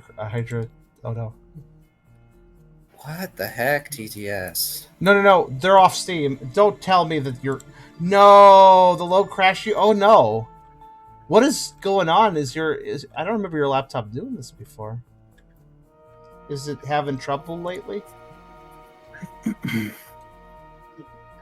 I don't think it was TTS crash. I think it was his computer because I know he's off Steam. Or they're off Steam. Yeah, their computer crashed again. Yeah. Gosh. Oh. What a mingling of problems. It's both computer problems and TTS problems. This actually angers me a bit. I'm sorry. And it really would... Not your fault. It's entirely on TTS at this point, because they could make it better. They could. We've been doing this for years. We've seen what happens on the disconnect days. The number one thing I think bothers me is, as host, I understand if I disconnect, if my multiplayer game stops working, but the thing is, when this disconnect happens, what it does for me is, eventually after everybody disconnects, it will also say, failed to connect, blah, blah, and like throws me on a box and then starts circling the table camera. And if I hit OK on the box, I get booted from my own table, which, listen, I played enough multiplayer games to know where if you're host, you can have your server go offline or whatever, but you can still exist on your own table / save or whatever. So like you make the save and, be like, oh shit, okay, I'll just reload when I have a moment. But like this literally booting out the host is really stupid. I understand booting the people connected to the host, but booting the host themselves is just like, that doesn't make any sense. It should it should basically just turn into a single player table at that point. But it boosts me too. So that means that's difficult though, because if I get booted before I save, then I've just lost data. So yeah, I agree. The TTS people could do better. I just don't understand why this functionality, which is core to the entirety of TTS, is just... And we were doing so well for so long, and it's like, why? Why is this a thing still? Yeah. Because we have a pretty simple table. Like, we're not going to lose that much data if I'm doing periodic saves. But, like, I think of a really complicated, like, D&D table or something where, like, there's a bunch of stuff being with calculated. Scripted stuff? Yeah, a lot of you would scripting think. and, like, a lot of stats constantly being balanced and changed. If you have the table just go, I'm sorry, host, you've lost progress because we're going to go into, failed to connect. Oh, God. Think of just what you can lose there. You'd have to recalculate so much shit. Oh, dude, fucking casters who have, like, umpteen different slots of different levels of spells. And... Mm-hmm. Certainly sounds like pain. And since that's what I'm CTS is sorry, designed for, Hydra. you know, involving. I'm sorry about your computer, by the way. I don't know, it has this weird gimmick where it sometimes... It's weird, it has certain stipulations on when it crashes. If my computer is on and it is on the charger and it is not doing something intensive like a game, it will crash. If it's What? not doing something intensive. Yes. What? Yeah. It makes no sense, but that is what I've come to learn causes it to crash. I am Shit, I'm so running fun. I confused. can't handle this crash. Yeah, so the solution is if I want to go on my computer, it has to be unplugged. And if it is plugged in, I have to make sure I have a game running in another tab. Also, now that we know that crashes are tied to me alone in the table, if I need to switch out the table, I'll have you leave first in the future. Okay. Yeah, my computer's weird. It's been like that since I got it, too. Huh. It's very annoying, the amount of times I've lost art progress because it just randomly crashes. The pain. Oh. Ugh. Oh, my sympathies. Yeah, same. Okay. Are we good to continue? Should I add you Yeah. back to the table? Is this a good time? Like, if you I'm still joining laptop's you. okay with it? Oh, failed to connect. Not sure if Berserk Series even works with you. Is it a dead game, effectively? Like, as far as updates? It might be. Update-wise, it may well be a decade. In which case, fine, whatever, it's been abandoned. The fact Also- that it still functions is good for our purposes. Viewers, sorry about the delay, especially for the middle of the story scene, but we're doing our best. They're a pretty obviously. small studio, and I really don't think they expected TTS to be this popular either. This is one of those in over their head situations. Yeah. Huh. We can continue while Oh. I figure this out. Oh, okay, Steam. Do me a favor, viewers, you can help out. Try to load a store page, like of any game, doesn't matter what, just on Steam. Try to load a Steam store page. Like here's the link for TTS, for instance. What happens when you load it? That's fine for me. Yeah, it was fine for me too. Okay, it won't load for me. Like, oh, now it's dead. Sounds like it's your server that's going down now. Yeah. So I'm just letting you guys know. Yeah, it crashed on you. Oh no. Steam. And that's the other thing, it could just be Steam being It's a bulky. mix of things. It's like the main thing I have a problem with TTS is just how it doesn't handle the Steam outages or the outages from servers well. Mhm. That's still Steam's fault. It's just the game should be better set up to deal with it. Basically, is all I'm saying. But In yeah, any case, if people have like music or whatever, and they're back, if people are back, then Brooke, I need an insight survival alert, please. Right. also if everything's good for your table, I'm going to save the table since you've had your sheet back. Yes. Oh yeah, I've just looked it up. All the news updates are like 50% off sale, 50% off sale. 15 September 2022 was the last actual update. Okay. You don't see anything unusual. That's a good sign. The breeze rustles the grass nearby. But, you've been dealing with that since yesterday.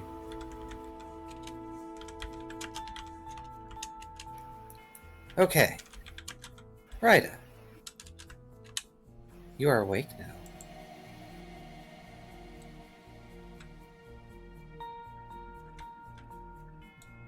Well, they looked around and it doesn't seem like there's anyone out of the ordinary nearby. Not in your tent, anyway. Where's Right, Liar sleeping? Where's what? Question.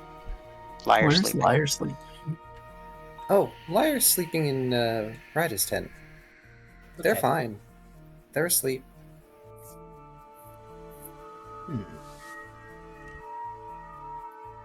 Raya will try to scry and see if they get a sense of anything around that isn't, the normal party.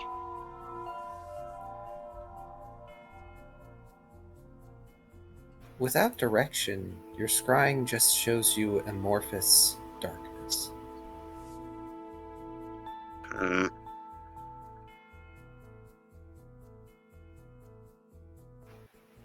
It gives you an unsettling sensation, almost like the pits in Carcerus Sanguis.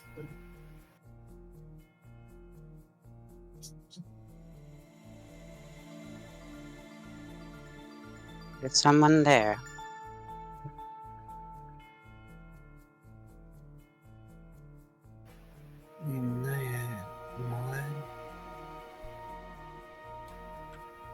You seem to have woken Maya.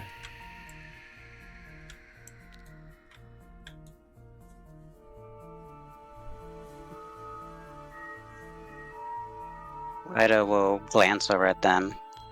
Apologies. I thought I heard something.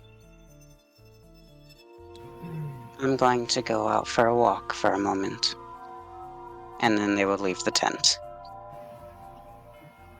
Be safe.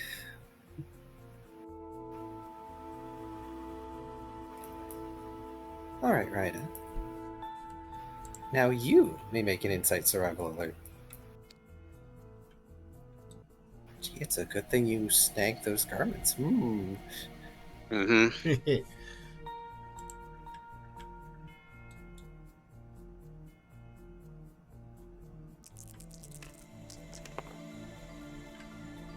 Ooh, very observant.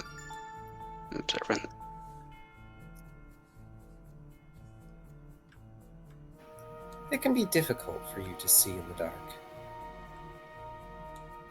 But at the edge of the campfire light, you spot something. A dark, hunched figure. They notice you and retreat into the grass.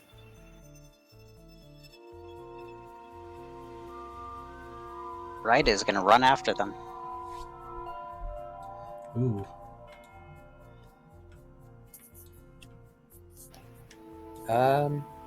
So Brooke, Yep. you see Ryda leave their tent and suddenly bolts into the grasses.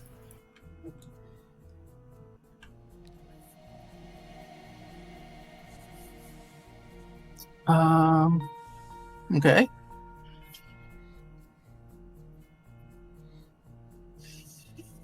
Fam, you do you, I guess. I'm thinking. Give him a minute. Oh, of course. Like, huh, that's strange. I'm gonna wake up Ralph and Tucker. Okay. How are you going to wake them up? Or are you going to say anything? I'm just gonna shake him up and say, "Hey," Yeah. and I'm basically gonna let them know that Ryda bolted off after something, and I would like Tucker to stay and guard the camp. I'm actually gonna high low on whether or not Ralph was asleep yet. Oh, you're going to do a roll for that? Yeah. High he was, low he was not. Okay. He's not happy looking. Not. He was not asleep, and he does not look pleased. Because he wasn't sleepy or some other reason, I wonder. Because of some other reason. But Because yeah, of- he comes up. He opens up the curtain to his tent. And like he's not amused. You mean they ran off? Like off into the distance? I think they're chasing something, so we're gonna back them up. Put like 2 claws to forehead. All right, let's go. Tucker, by the way, agrees and nods, but doesn't say a whole lot. There's a look on Tucker's eyes where he's like thinking about something, but he will guard the camp. Yes. Yeah. Blow a kiss goodbye to Mama. Like, Gotta take care of something, duty calls, and all that jazz. Brooke Actually- will also mention that if he needs help, to talk to Malva. Okay. All right. So Tucker will, both for that reason and for the sake of everyone's safety, will kind of stay close to wherever the other Pokemon are hanging out. So near the tent and the wagon, I assume. Oh, and Hot Dog, he's here too. Oh yeah, Hot Dog's here too. Yeah, Actually, you got is plenty. Hot Dog awake? Actually, that might be a relevant question for Tucker. Hot Dog is asleep. Okay. Tucker will not wake Wake up up, Hot yet. Dog, if you need Well, that. Okay. All Yeah, right. you got plenty of firepower in this. Yeah. I mean, not everybody here is technically a fighter, but strike the numbers. He's been pulling the cards, so. Yeah. So V, Hot Dog, and Liar are asleep. Mawile is awake. Yes. Okay. Well, Tucker will gravitate towards a little closer towards Mawile since they're also able to be alert. Mawile is also looking annoyed. Hmm. Indeed. Well, you know, duty calls and all that. You know what? Actually, can I do a quick little line? Sure. Tucker doesn't really talk to Mawile much. Respects them. But Tucker will go ahead and mention to Mawile, maybe it's something else, but I really hope it's not the Shadow Scavengers.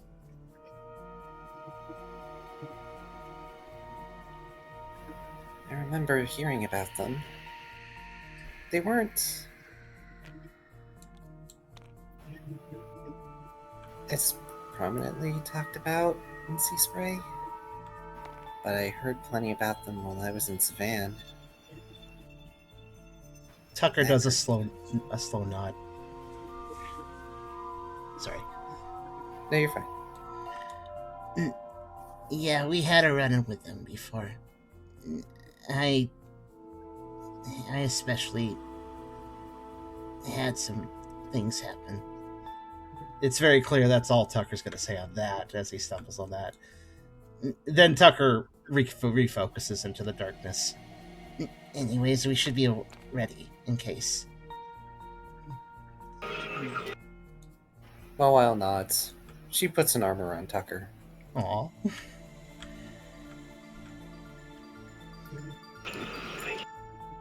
I feel like, meanwhile, in the party chasing after Ryda, Ralph has come up with a similar thought. Like, I swear to God, if it's the Shadow Scavengers again, I'm going to turn that Marina into paste. And then I'm going to use him to glue the soles of my shoes onto the shoes that I make out of his pelt. Fuzzy slippers. I'm going to make him into these shoes by stomping him over and over and over until he shapes into the shape of my foot. Wow. Ralph is mad. Yeah. Ralph is unreasonably mad. This is weird. Aw. I mean, it was a rough time. It was. Yeah, but Ralph has been annoyed since since this came to his attention, so. But yeah, he's mostly gonna just keep his grumbling to himself and follow Brooke to wherever it is that they saw Ryda walk off to. Walk. Speaking of, Sprint off to. sorry, I'm amused by the implication that Ryda would walk after a potential target. Only to He's like intimidate Michael them. Myers. Only to intimidate them. Like Michael Myers, she walks after you, but somehow still gets to wherever it is that you're running to at the same time as you. They have teleport. Doing the Dragon Ball Z walk.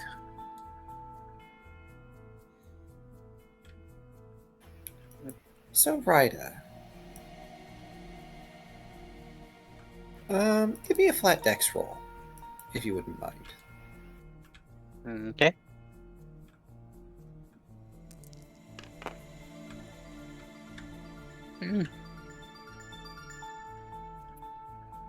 You very quickly start to lose track of what you saw. But you hear it. And you know it's nearby. And then you hear the sound of heavy footfalls approaching behind you. I assume Brooke has got his lamp out. Yeah. We're not sneaking up on anything. No, you aren't.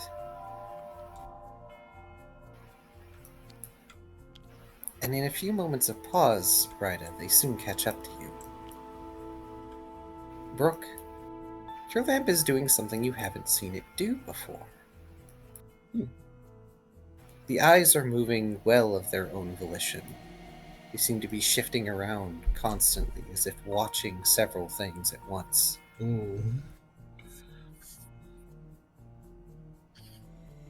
Well, we might be surrounded. I feel like Ralph he'll take his arms, he'll slap his chest like and then put them up, like look around as if to say, alright, get it over with, come on, right here. Ryder wants to look through the crystal lenses to see if they can actually see footprints. Alright, that thing. Oh, indeed. And you can. Many footprints. Mind you, the lenses are only capable of seeing about the last 2 hours. And at night, sure, there are probably nocturnal Pokemon about. But this is too many for usual activity. Some of them overlap. But beneath the lens's gaze, the ones that you were following are brightest. And as you lift your head to follow the trail, there's this rasping, almost singing sound.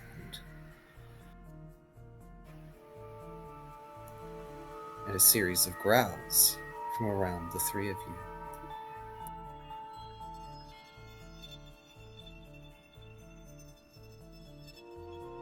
Without giving much thought, Ryder's gonna pull out a Beedrill Stinger and just psychic blast it towards where the footprints led as hard as they can.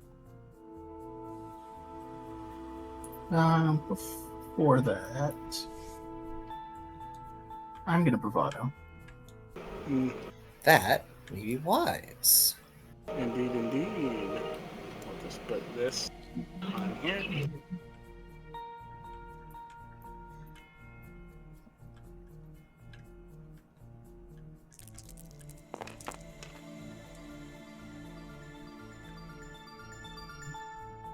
It succeeds.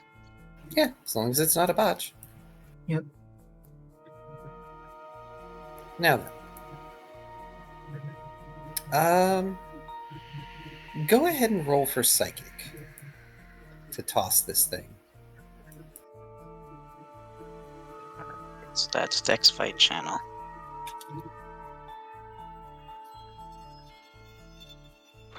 Seven. 10.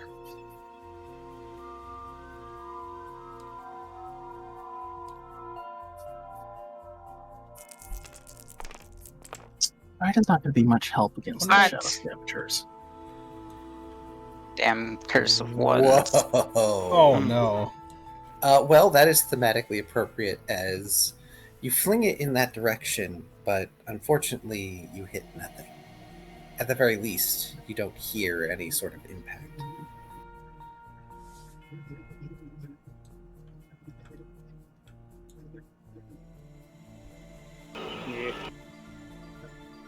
Yeah. Annoying. Nothing. enough of this. I'm gonna beat my chest again, except this time it's actually gonna be a belly drum. Like, angry. Ah, okay. Ralph proper upset now. Like, enough games!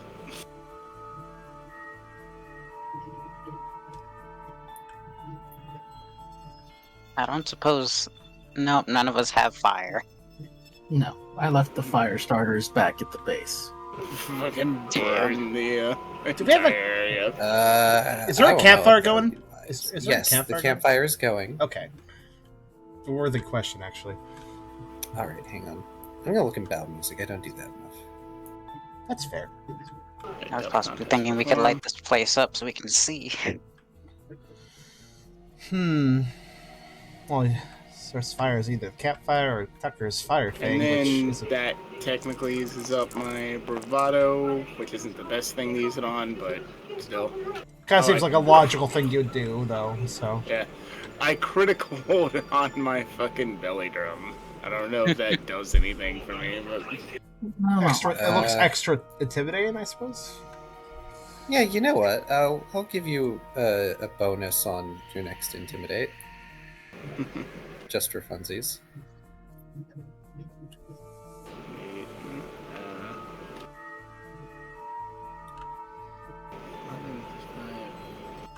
Half of 11 is... Yeah, I think that's right. If it wasn't clear Ralph was upset before, him using a move that legitimately hurts himself just to gain extra strength kind of makes it very clear. Alright, 3. 3 of these guys, there we go. I'm very strong.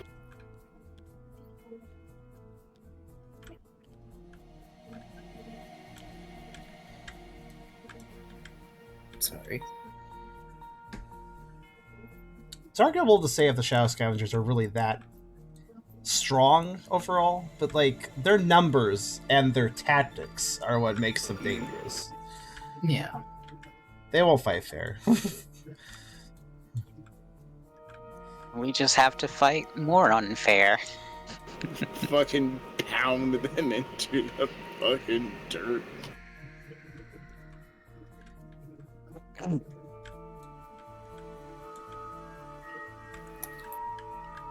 All right. When we're ready, it should be battle to. Oh wait, hang on. Also, I always feel battle 220 actually would be nice. okay. Also, I will say that it takes a moment to find music, and thus it is okay to have little delays for that. Completely fine. Oh, wow, the title. 220. Let's see. It's fine. Yeah. We will swap when appropriate, because Wait, 220? yes, battle 2 number 20. Battle 2. And yes, I know what song this is. Interesting. Okay.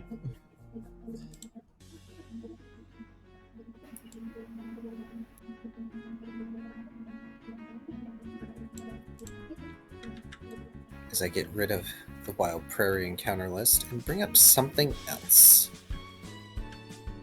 I forget, do we have Mighty Enna models handy? We should, but if we don't, I can make wet very quickly. Don't remember last time we... Honestly, it's kind of in order of newest to oldest, so let's look back a bit. Yeah, here we go. Do you want... well, Fuchia's can always be copied from Tucker. There you go. Yes, such a lovely cube. Oh, how cute. Well, I ask because I wonder... there is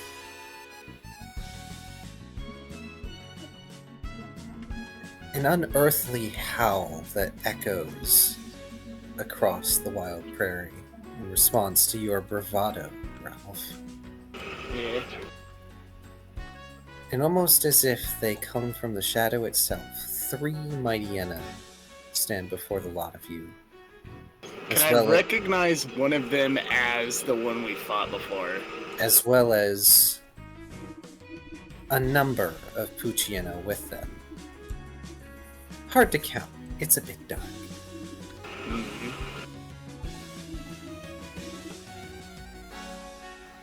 But no, you don't recognize any of them. Each of them bears scars, different kinds, but none are the one you recognize.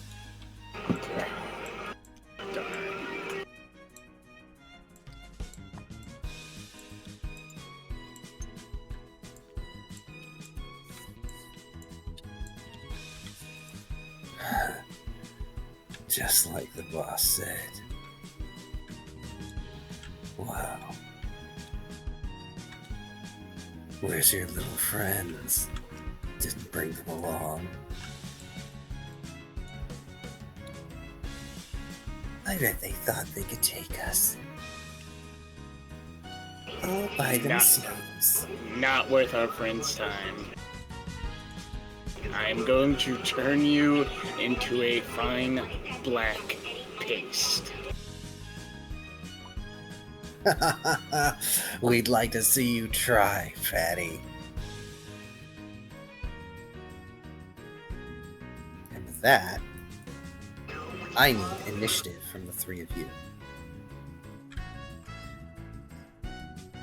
I'm not necessarily going to spot a million Puchitas, but how many Puchitas are there?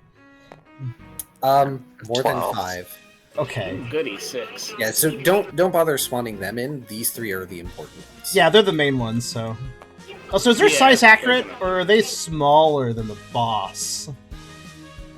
Random Yeah, question, they should really. they should actually be smaller. Okay, Yeah, let me same actually...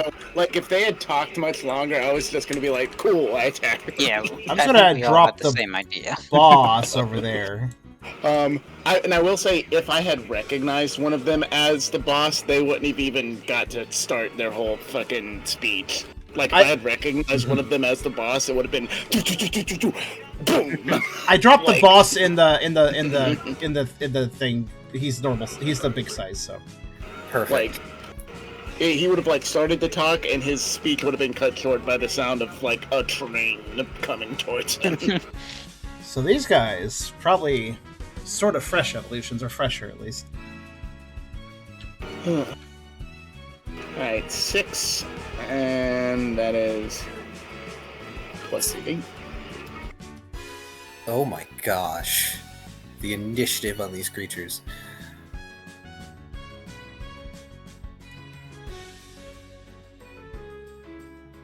That's a good song pick. I do like this one's melody. Didn't expect this one for this one, but I think it works. Alright, 6 plus 8 is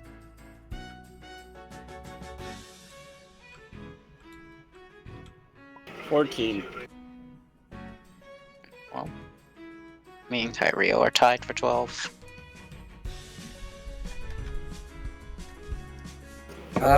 Yes, I could. Okay, so now we have 3 12s on the battlefield, because one of the Mighty Enna got 12, and they rolled a 1. Oh. Yeah, so Ralph, Rida, and this Mighty Enna are going to reroll. Ralph? Oh, right. Minus Dex. Ah, so it's just me against... Oh, not Ralph, Mighty Enna. Brooke. Oh, well, if Brooke's not tied, then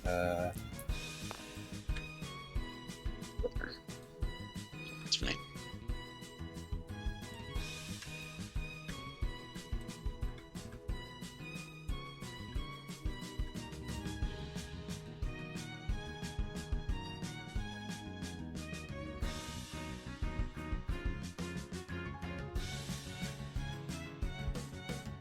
okay.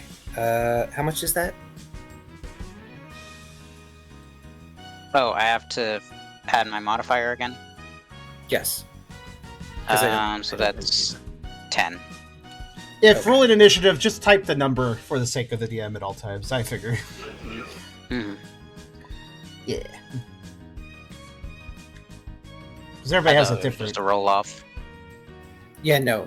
I probably would have been easier as a roll off, if I'm going to be honest. Alright. Gosh, even the Puchiena have big initiative. They must be speedy. That makes sense. They especially with their tactics, they probably do move quite a bit. So they would get quite fit, I would imagine.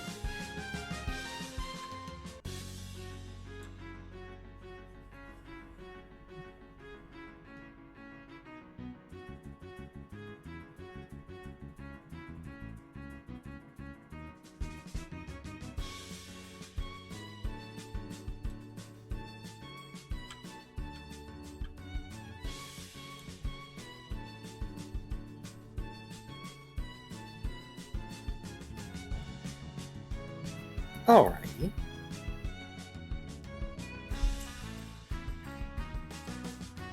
Pardon the setup, everyone. Oh, no problem.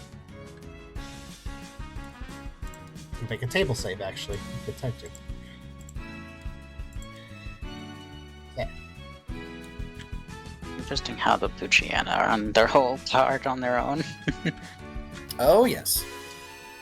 I knew I would need 2 initiative cards, that's why I made the duplicate. There's a reason they're off like that. And I love how I'm this big lumbering beast, but I'm second in initiative. Your stats are about maxed, man. Alrighty.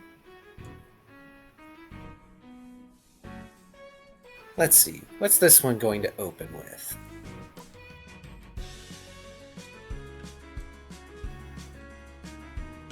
I'm waiting for the other half of that, Kyrio.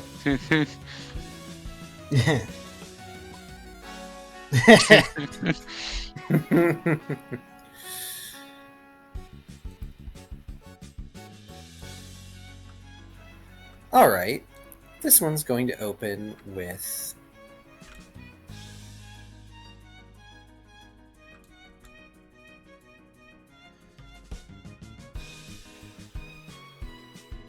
Sand attack on Ralph.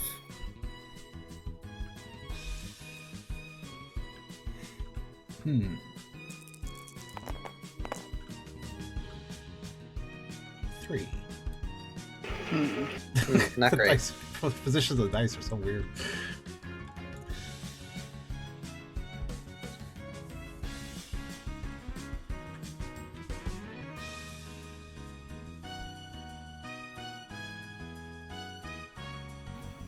Well, is Ralph going to try and dodge that?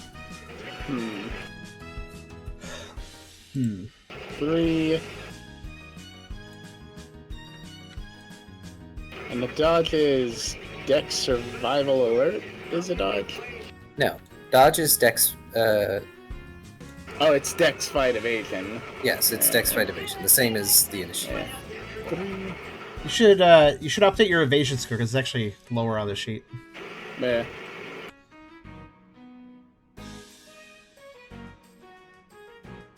It's 7. 7 chances to evade. Let's roll 7 dice to let's be a see. 3. That seems Yeah, it's doable. dang. Yeah, like... Hat. Here's a question: do you want your accuracy lowered after you've just stat boosted to boost it yourself? I mean, I'll suffer an accuracy penalty anyway, but... True. If, I feel like sand attack's probably more permanent. I think Tucker has sand attack if you want to look at the card. Wait, doesn't he? Yeah. Sand attack is -1 accuracy. Yeah. Yeah, -1 accuracy, sand attack opponent's eyes. Yeah, and that's for the entire battle, not just my next turn, so... we will do our first hat on that, because this is an important battle.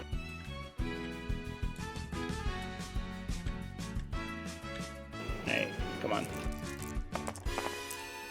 That's There more we like go. it. Yeah, just...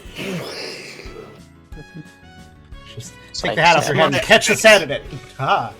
That's my eyes stay locked onto this motherfucker. Fucking gleaming in a... So, you have chosen death. Oh, hey, do you want to do that free intimidate now? Yes. And I get a boost on the intimidate, you said? Yes, you get 1 extra die. Excellent. Alright.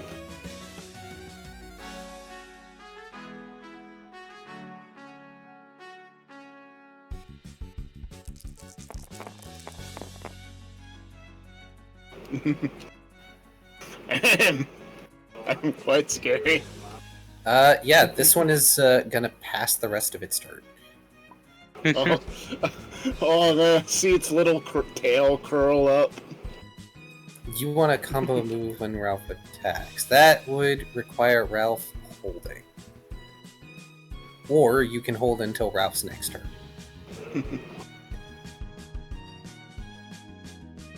Ralph's about to turn Mighty and an A into fucking Mighty and a pancake. So I dodged once, so we're at -2. We're gonna open with a Giga Impact.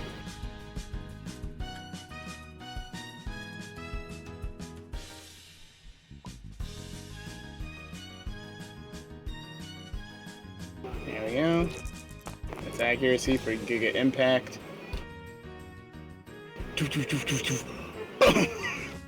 Don't flinch, Brooke says. Alrighty. Alright, does he have an answer for the accuracy? They're speedy boys, Yep. so maybe. Ooh, not quite enough. I'm gonna have it spend a will. Ooh, to match? Yep. Oh, they're pretty It dedicated just then. narrowly dodges your Giga Impact, springing out of the way. A little distracted by Brooke to make a clean getaway. Mm.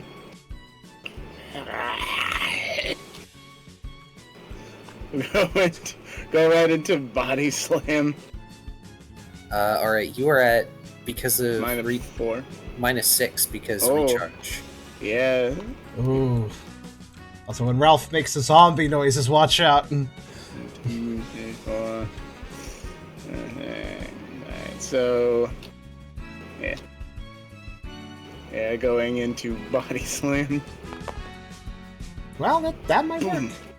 It might. If you're lucky.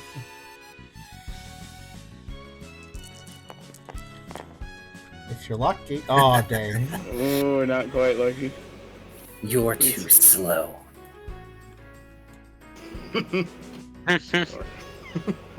Okay, Sonic. You're too slow. I have a legitimate question, actually. Ralph made a lot of noise, and I can't tell how far they ran. Did Tucker hear any of this? Anything that's going on? Sonic the Hedgehog. So they actually went a ways. Okay. Now, you're gonna hear the Giga Impact. Hmm. It's gonna be distant, but you're going to hear that crash. And Okay. that's going to be enough to, to wake V at least. Because, of course, they're a delicate sleeper. Mm. They just sort of come trotting out of their tent like, What the heck was that? Tucker will side over to V and say, I think there's trouble. But we should stay here for now, at least. Be on your guard. And he's like talking very seriously to V, which is not something he normally does to V. V frowns and nods. I don't have the dice to do anything else, I don't think. You're now at -8, I believe. Yeah. I'll just fade through the sleeping, guys. You may just want to pass for 1, now. 2, 3, 4, 5, 6. I have a single die to lick. Yeah, but do you want to lick these things? Cute, cute. Kinda. How does Puppo taste? No. I can just Furry. imagine I come down like a fucking swamp.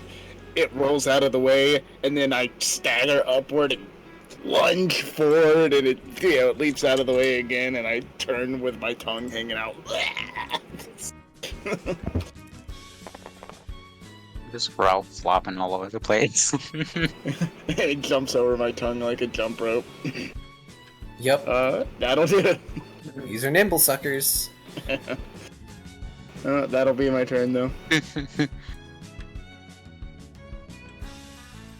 So that I can keep track, by the way, I'm going to keep their action penalty as current on the battle initiative.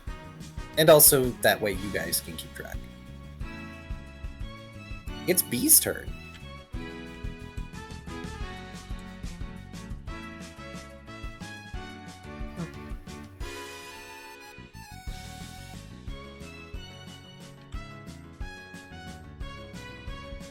Oh, let's see.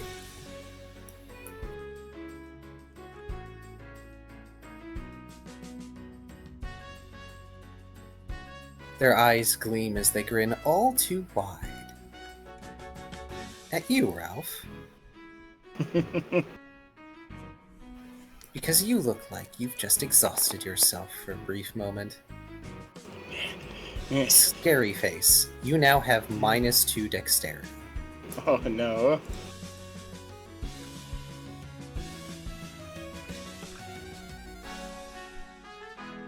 Oh no. Oh yeah, I was about to do that. 2 downs, yeah. I was about to do exactly that. If you couldn't evade before, you will not be evading now.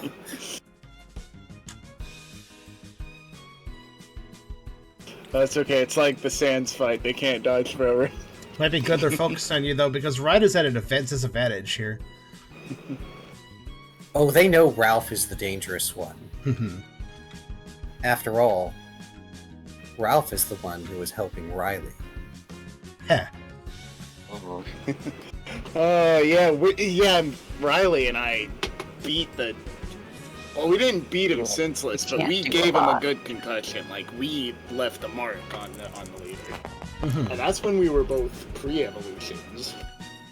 B lunges in, and they sink their fangs into your side, surging with electricity. Now, stay still.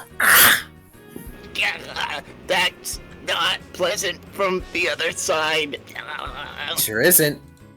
That is a Thunderfang. They picked up a few interesting moves then. Now I know how it feels when I zap for people. That is 4 electric against, I believe it's your regular defense, which may only do chip damage. Yes. So it's a chip damage as a roll? Oh, that is correct. Thank you. Yes. Do you want to Roll roll for or play. should I roll? Yeah, I'll roll. High is no damage, low is damage. Alright. If it succeeds, it damages. Alright, so high is damage, low is not damage. You take. I'm damaged. Thank you. And now we see if you're paralyzed. Come on, no. You are. Or Ralph.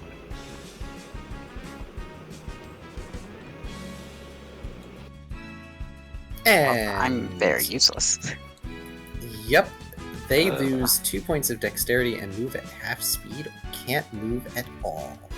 I might have an answer to this. Where is...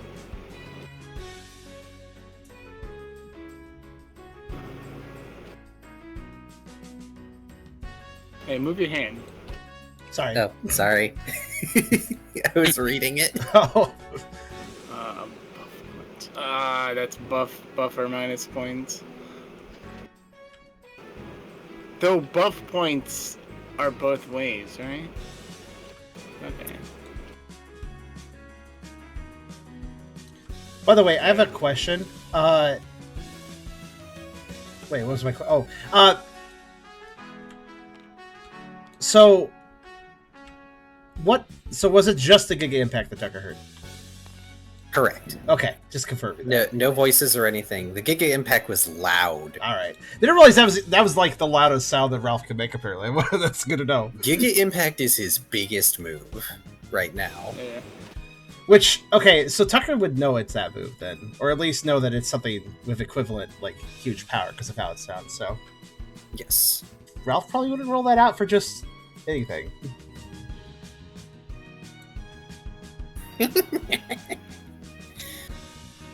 One down. And let's see, they already used Scary Face. So you know what?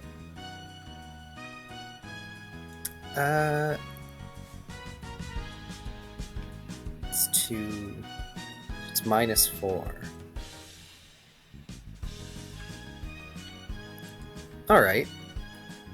They're gonna turn their attention to Rida and attempt a crunch. Why? I'm like the only one who can't do anything to you guys. Okay, go for it. Because Turn it you're back. vulnerable. That's a good roll. Well, I have 9 evasion dice. Please, for the love of Arceus. Hey! Suck it! Beat it, beat it. Also, there's some implications here. I'm actually, fun aside, I'm actually rather shocked to see that they have Thunder Fang, because I would expect these brutes to stay to their normal movesets. This is something that generally requires outside training, which gives bad implications that they may have, like, forced somebody to teach them or something. Maybe they learned another way. Or that. Just There ain't tricky. enough Zeeb strikers. You laugh. Or just watch the Zeeb strikers in general. Also possible. Alright. Hey, it sure does suck when we hunt the Zeeb strikers and they shock us with their mouth. What if we learned how to do that? Fuck, you're cooking. True. True. And what Kyrio says is true too. Let's see here.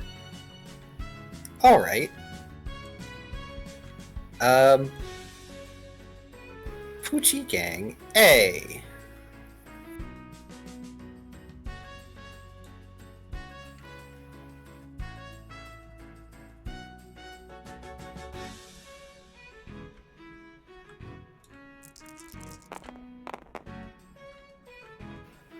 Alright.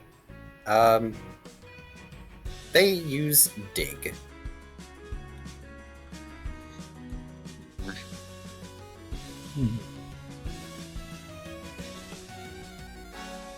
B are going to try and send attack Brooke.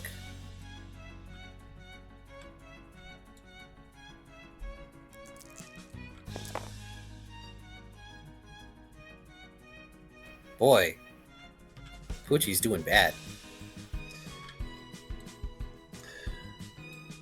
Well, they are the runts of the gang, so kind of makes sense. Oh my. Ugh. Yeah, Critical yeah. evasion.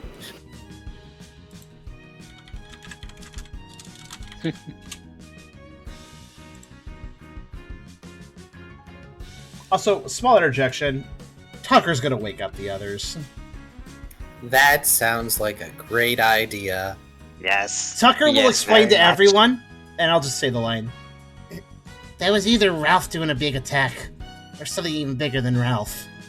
Either way, I think we should be alert. Brooke takes a step to the side.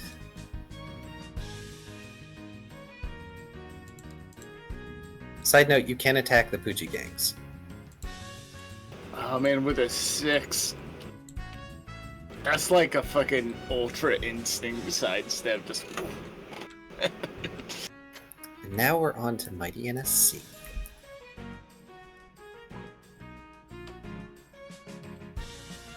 Ryda, can you take the three of us back to camp? Brooke asks. And Ryda do that? You know teleport. You know where the camp is. I can attempt to do so. Oh, this is gonna be interesting. Alright, well... hey, Ryda. Hmm. This one's going to use Thief on you. Thief! Don't you dare! Oh no, that was a good roll. Oh, you're gonna start a whole nother side quest. Oh no, not another! There will be lots and lots of blood. I don't know. They could steal any item. You got this British shell on you right now, too. It could just be stolen again.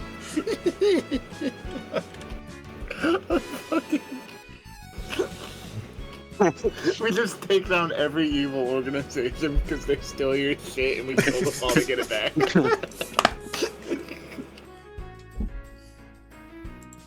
Go on.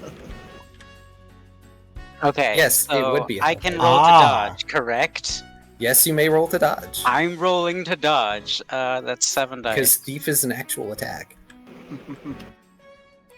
Oh wait, yeah, This is- remember Bravado if you want Oh. to use it. What do I add for bravado? 2 Oh, more. I guess it 2 more doesn't dice. matter. It doesn't matter, you dodged. You can hold that Bravado. Which might be a good idea. Yeah, for the teleport.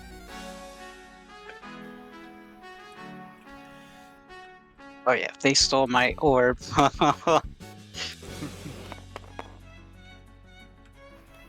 Ah, afraid of a little dog? They use taunt. Oh no, that means you have to attack them. I have that's to actually- attack now. That's bad, actually. Yeah. If you let that taunt go off, you will not be able to use support moves for 4 rounds. That's all I can do. I have to dodge Oh. that. That's, yeah. Ah. They're gonna spend a Oh. will. That is 3 instead of 1. Oh no. My Arcade. They Okay, I watch have they minus watch you 4 at a penalty. disadvantage. Can you cover this? Well, the Deny. roll has already been made. I mean, if Brooke wants to retroactively cover for this, I'll let them do so.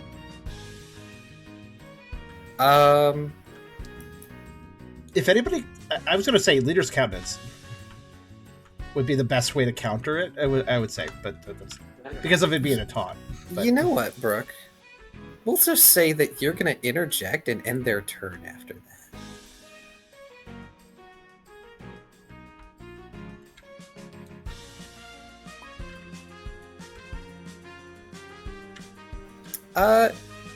You may use countenance or whatever you see fit for this particular action. yeah, just a suggestion. I'm not the DM.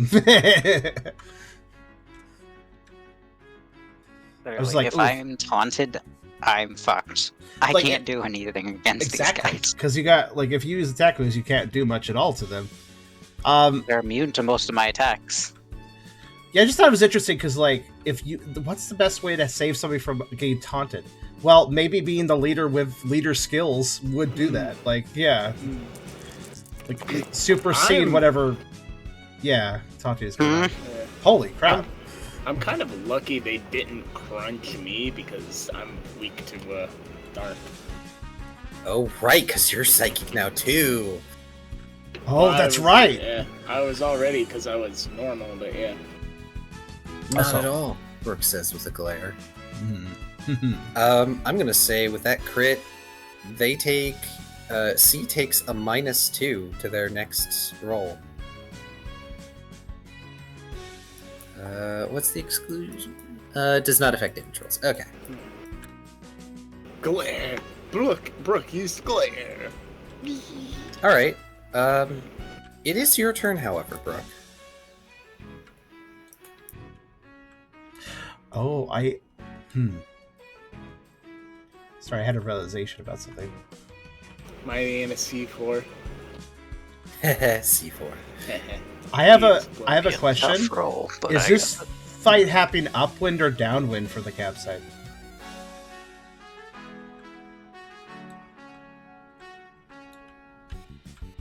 Neither. Damn. Huh. Well, I guess one is worse than the other, actually. Yeah, there's no wind going at the moment. Okay. Okay, the only fairy move I can learn is Charm. It's a shame you can't learn Play Rough, like Mighty Yenna. Tucker will probably get that. It's a Maybe really I can nice learn move. from Tucker. Yeah.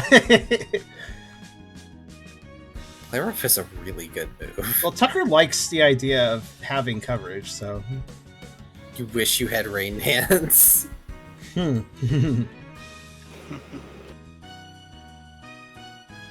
How hard do you wish? Do you wish on a Jirachi?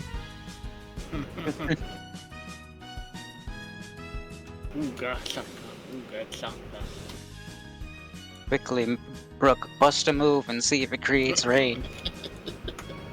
How hard do you wish?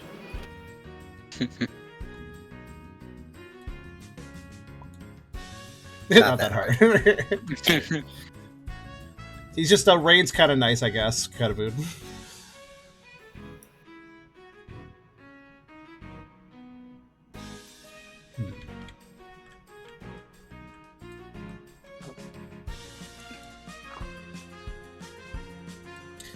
Question, actually.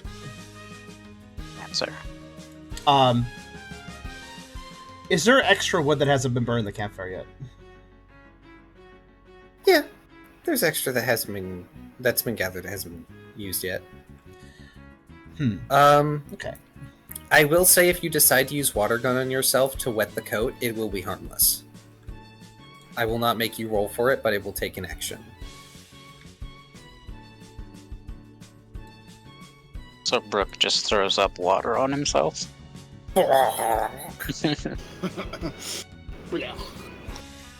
Just aim straight up.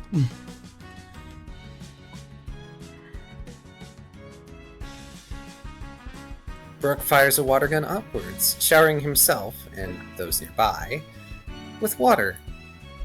Congrats, you have soaked your coat.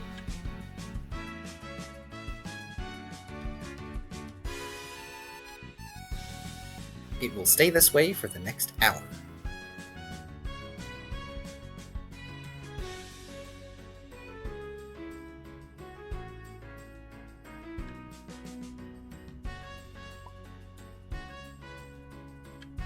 Ooh, that is an excellent choice. You're Yeah, currently at -4, so that's a total of -8 accuracy, but you might get them. Oh, that's an excellent idea. You got this, Brooke.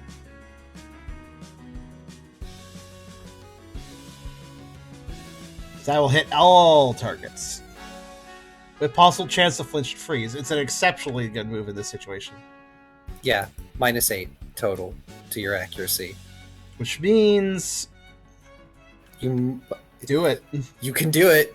There's at least one that probably won't be able to dodge. If nothing else, you're forcing them all to waste dice. Oh, plus your bravado. So, yeah, so you have a total of 4. Do it. Just need to land something. Oh, heck yeah. That's pretty solid. Right. Let's see. Because the total for their evasion is 11 dice. Again, at the very least, you're making them lose some dice. All of them, Yeah. so... Hey. Dang. No. Oh, No. A makes it. Oh man, he's the one I've been fucking going toe to toe with. Okay. That's right. B does not have an extra negative. Hit. B doesn't make it. Can you will that to a 4? I will allow you to will that to a 4. Yay. Ooh. Oh yeah. In that case, A doesn't make Alright. it. And C is C. also down to 5. Does C beat on. 4? No. Yes. Never mind. Can't math. Does 4 beat 4? No. Wait, it does. C4 strikes again. C4. C just narrowly dodges, but the other two, they get caught up in the blast. As does all non-dig Poochie gangs that are present. So A gets away with it. Destroy them with damage. Wait, what's the X next to Poochie King B mean? That means they acted. Okay. I'm only making them do one thing each at the moment because it's a lot of critters. I can mean, have them do that's more, fair. but, you know, I'm already out Oy. action economying you. Critter cacophony. What's that? Let's see. 1, 2, 3, 4.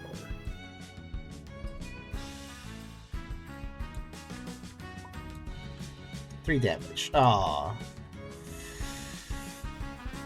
Is it not 4? Yeah, 4 because... because it's a meld move, meaning it's both water and ice. I thought ones didn't count for damage, or do they? Yeah. We didn't count ones for damage. So it's 4. Oh, okay. Yeah. Let's see, what's their special defense? Oh, alright.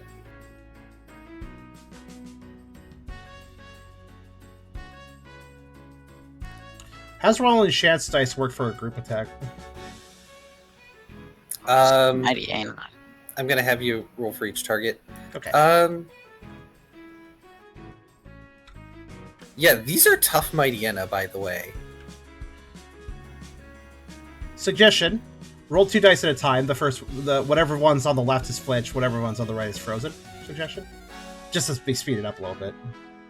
Yeah, I was gonna say, just roll 1 each for flinch and frozen for the 2 that got hit. Don't worry about the Poochie gangs for status effects, because they are multi-critter things. Multi-critter They're things. like a horde. Yeah. So the real enemies are just the Mightyena, and Poochiena are more just terrain obstacles. or Terrain threat. obstacles. That's how it worked before. Yeah. Sorry, that just immediately made me think of Beerus and like being walked on like terrain obstacles. I can. Let's put you in the ground. It's kind of bumpy. That's fluffy. It's not too bad. But yes, go ahead and roll your dice for A and B. A and B. Those are the ones you hit. A, what is going to land Please on? freeze me. A did not have anything happen. Nope. No. B, No freeze or flinch. no, darn. No freeze or flinch. Dang. Sad. Ooh, nice breeze. Relief from the heat. Oh no, you refreshed them.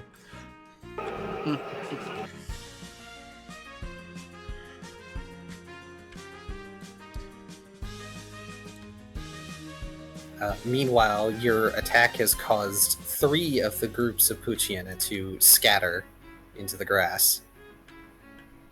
Okay. Their ability is Runaway.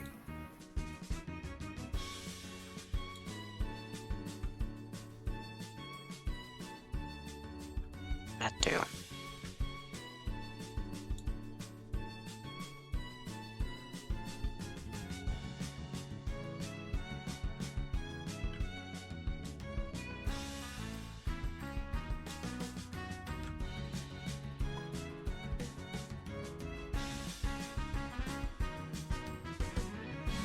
Could be. Yes, your penalty is now -6.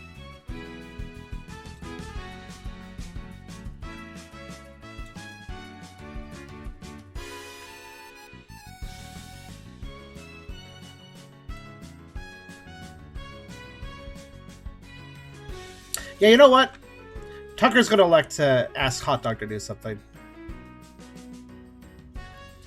You can't be sure that this is related to the Shadow Scavengers, but nonetheless, he asked Hot Dog to actually just help him pile up and light up the rest of the rest of the logs to make the campfire blaze bigger, but for a shorter time, simply to create a larger light radius for them to work with. Hot Dog is happy to help you do that. He doesn't mind. Yeah, the campfire might be out by the time, like, before morning comes, but yeah, you guys should be fine. Yeah. He's pretty sure the others have got this handled. And Tucker will explain to the group, can't say if it's the shadow scavengers, but they like to use the darkness to their advantage. So let's get rid of some of it.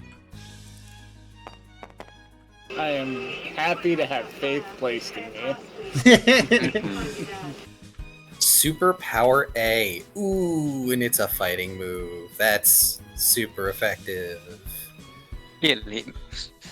Not fair. They're not afraid of fire per se, I don't think, but they would absolutely use any dirty attacks they can, and the shorter your light radius is around your campsite, the more shit they can do, so...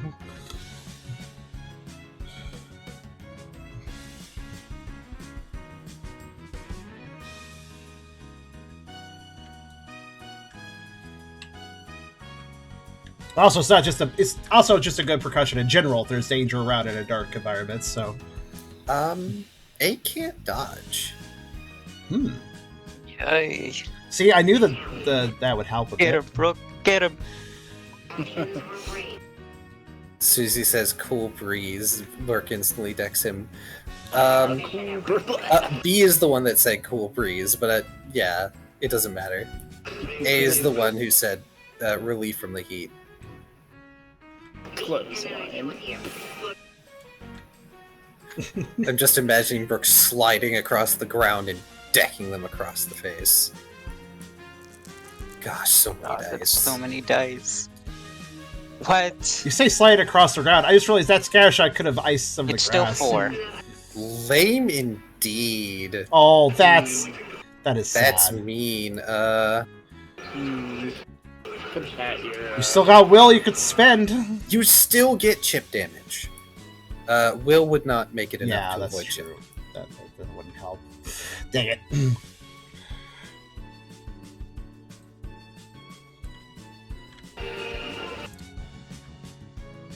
4+1 for super effective? Oh, that's right. Oh yeah, fighting move.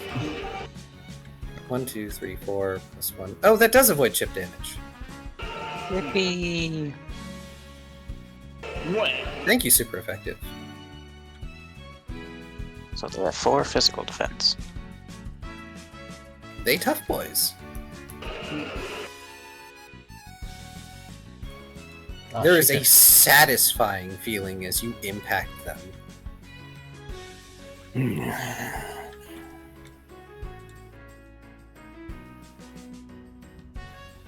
Tough as the boss said.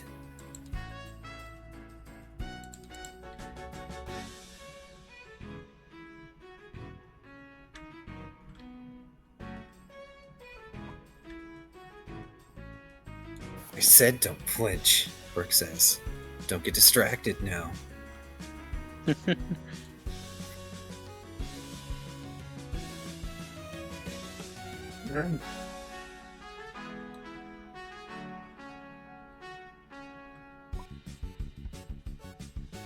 Ooh. Alright, go ahead. Just to make sure, Brooke still wants me to use teleport, right? Okay. Just Ooh. making sure. Thank you, thank you. Alright. Well, they all now have... I'm gonna say they don't dodge that. -1 defense. Nice.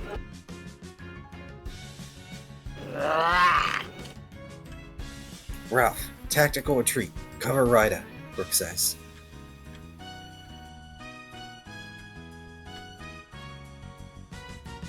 I'm gonna do my best to be a large wall of meat in between them and Ryda. You think we're gonna let you get away?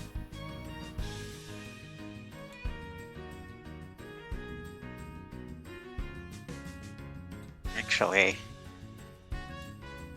Come to think of it, what are the chances they have pursuit? Relatively high. How's that work? Well, with they said they teleport? cover me, so I guess fuck it, we ball. Don't worry, you got a warrior for Final Fantasy 2 with cover ability that protects against anything. Good luck trying to attack instant transmission. FF14. Paladin, cover, hallowed ground, totally invincible. Oh my gosh.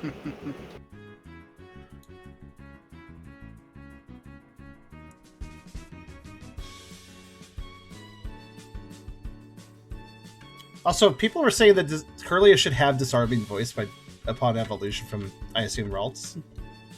Well, yes, but like that would have to be a choice in the system. Okay. Yeah, I kind of figured they were not talking about Pokerole, but since they brought it up, I thought I'd be like, address it. Why not? I assume it's Ryda's turn by now, yeah? Yeah, is it? I was just waiting if Brooke still had anything left. Yep. Who said anything about getting away? Brooke says. We're just leveling the playing field a little. He has no dice, so yeah, it's your turn. And with that, Ryda uses teleport. Go ahead and roll. 8 dice, because I have penalty. And I'm using the bravado. You are able to bring Ralph and Brooke with you.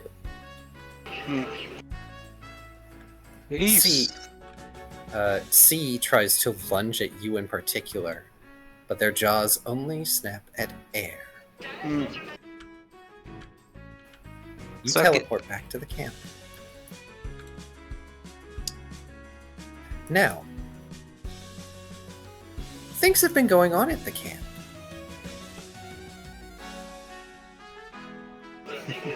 Teleport back, I immediately angrily punch a tree.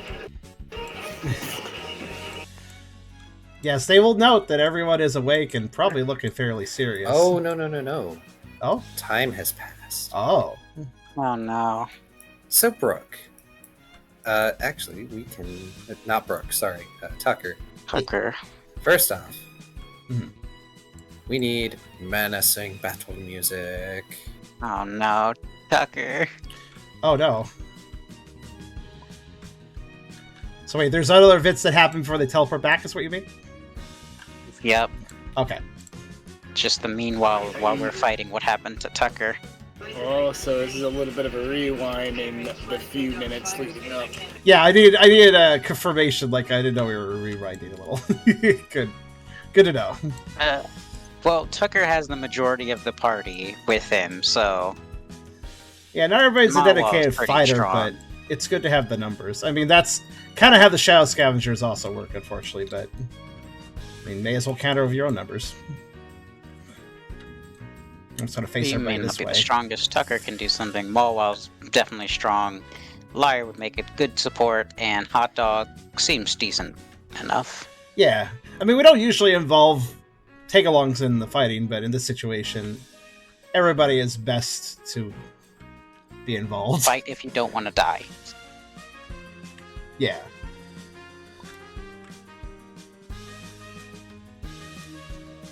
I suspected they were a decoy, says Kyrio, so getting the back to camp was paramount. Is that what Brooke Yes. thought? Probably.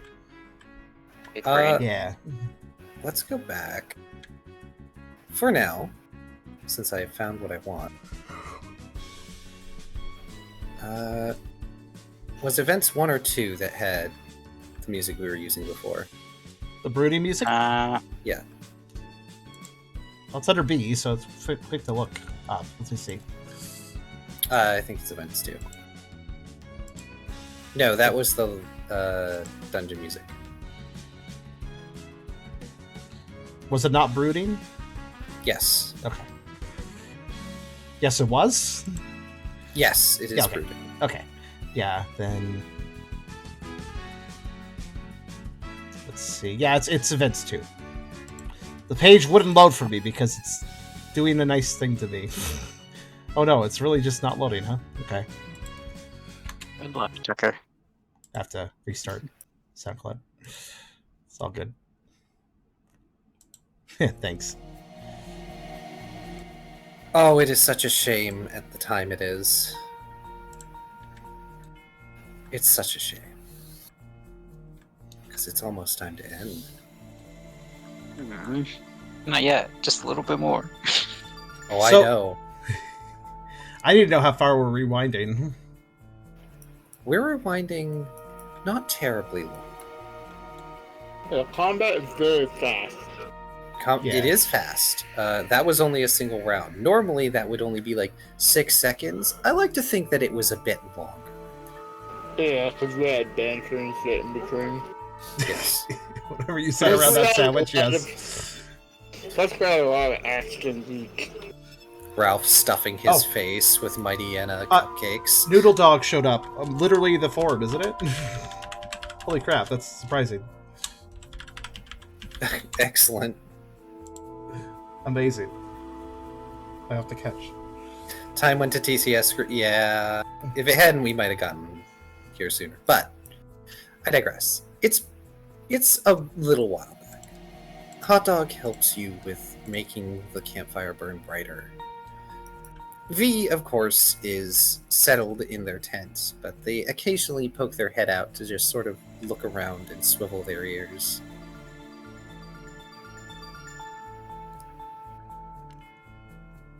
Liar has moved out of the tent. They look tired, but they do attempt to use aromatherapy to sort of help Tucker calm down. That's wise. I didn't mention, but Tucker is trying to make himself stoic in case he is right about what this might be. But it's clear that he is still certainly afraid of the possibility. He's been working on his fear, but it's not gone.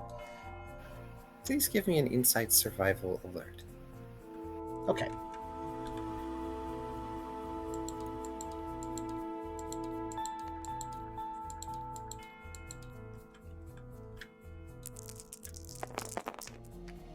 I did get the noodle dog. Thank you once. As you're looking around, Tucker, you briefly catch a glimpse of crimson eyes. Or so you think, as you look past the fire. You blink and look again. They aren't there. Just crackling embers as wood burns. Tucker's fur stands on end at that. You're noticing that the fire sounds so loud. Every crack, every pop in your ears, the smell of it burning.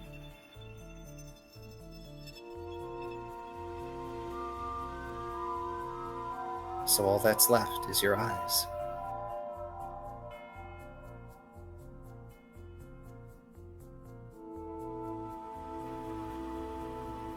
Mawile is looking around. She looks worried. I have expected them to be back by now. Most Pokemon around here aren't nearly strong enough to take on Ralph, let alone all 3 of them.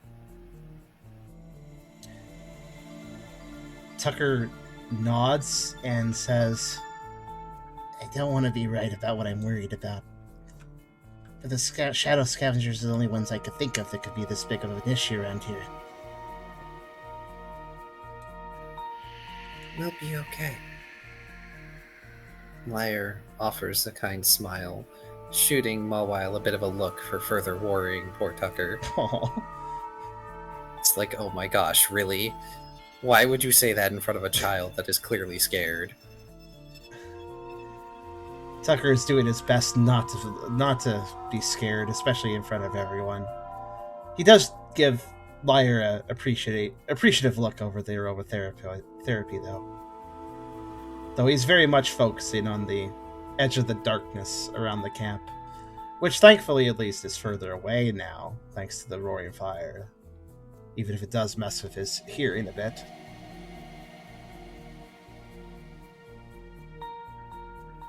It feels like more space to react, at the very least.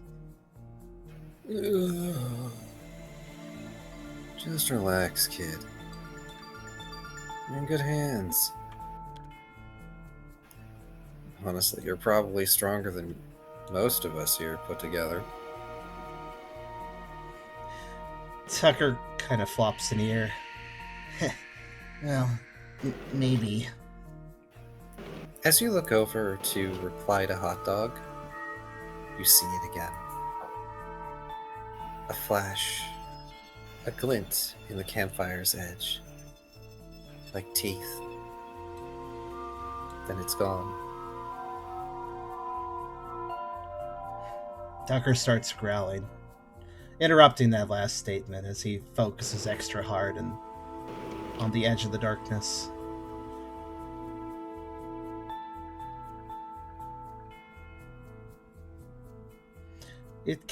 Tucker cannot decide if his mind is playing tricks on him.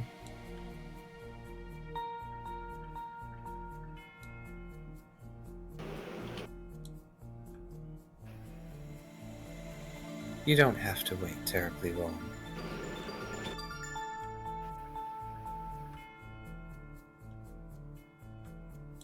As while you are distracted looking away, Liar makes a sound of dismay, when you haven't really heard them make before.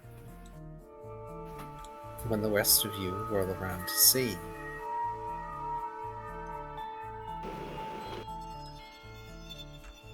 there stands a truly titanic Mightyena by comparison to the norm. In the dark, beneath the clouded moon, they're hard to see, but there's this pervasive smell with it so close. A smell like rot, decaying death. And they lean their looming head down with a grin that shows far too many teeth, and now you can see why. As the fire's light shows a face altogether different and horribly familiar to you. The side of their muzzle has been torn and scorched, revealing their fangs forevermore.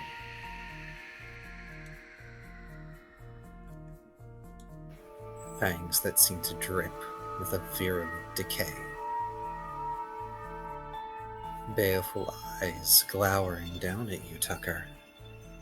Down at the lot of you, as beneath them, pinned beneath one heavy paw, is Liar,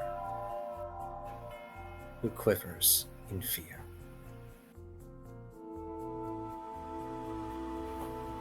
There you are.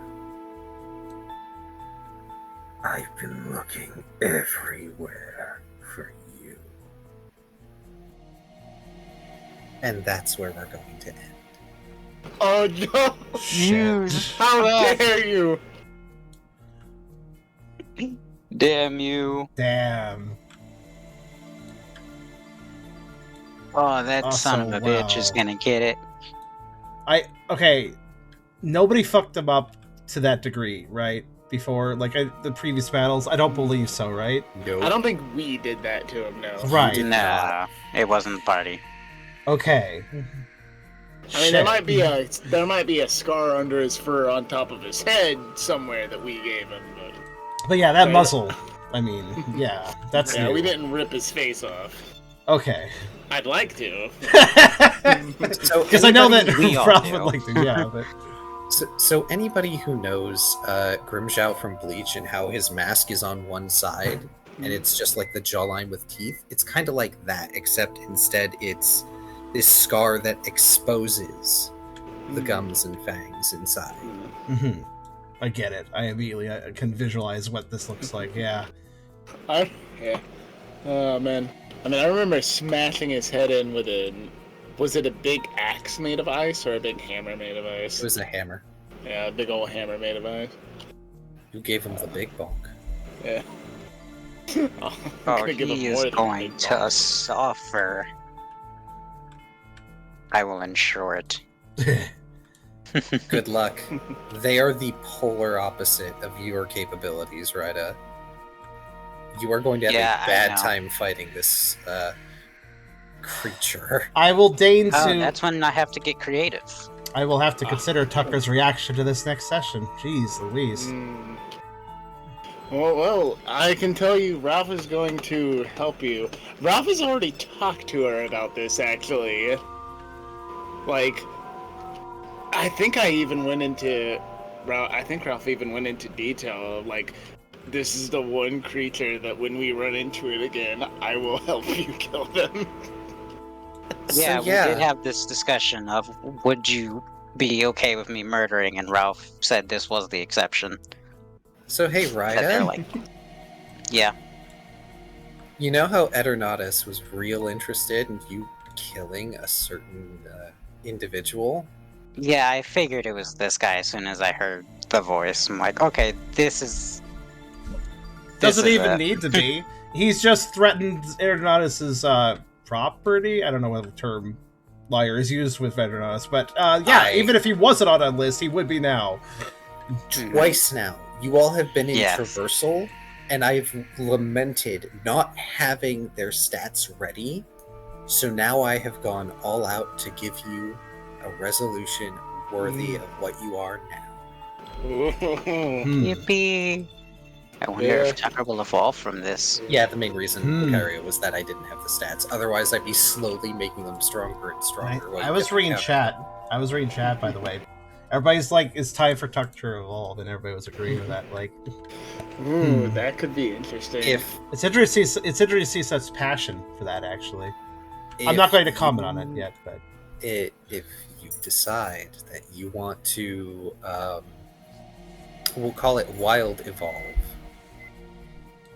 We can make it happen. I was going to say to be your decision. Yeah, that's part of the thinking. But yeah, I was going to say, I bet there is evolution besides of the cave. It's just that's the proper way to do it. That's all. Yeah. After all, how would actual like wild, feral Pokemon evolve?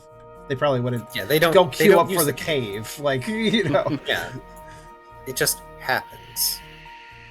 Yeah. And who here in the party has demonstrated actual feral traits now? Then, after all, Tucker and I Brooke. mean, Tucker... yeah, Ryda has to an extent, but Open-ended that's more question. unhinged than feral. That's not. Yeah, feral's not really the word I'd use for Ryda. Yeah, a little different. In fact, you're thinking quite a bit during those moments, so not much of a feral reaction. Yeah, I'm thinking I know full well the absolute fucking batshit shit that I'm going to do to you. I'm going to carefully and purposefully beat you down. I'm gonna just try and soup up every attack Ralph does, because I can't do much on my own.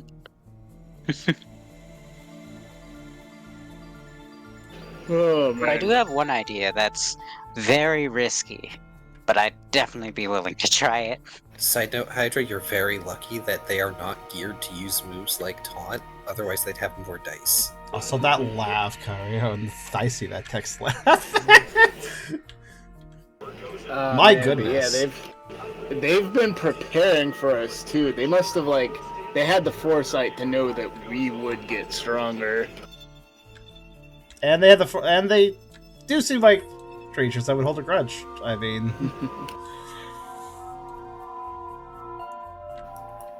But yeah. Just as like an audible reminder for myself and perhaps for us next time, the battle music I plan to use for him is Versus Champions Improved.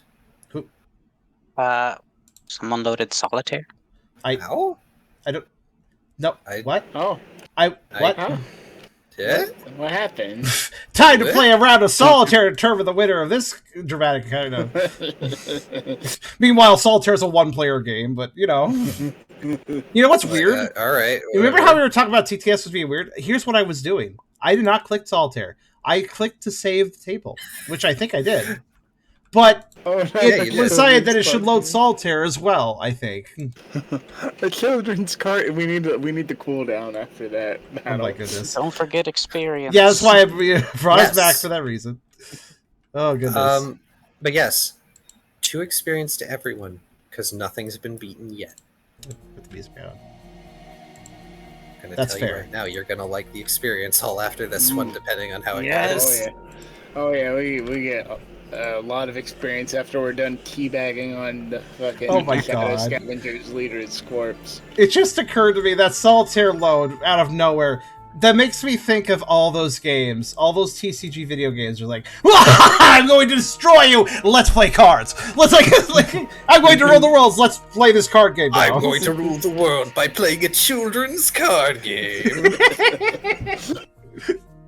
Only adults can win at children's card games. You must be kidding. Can you get a pity 2 XP? May I ask why? Why are we pitying you? I have curiosity. Yeah. Why the pity 2? What's at 40 that you want?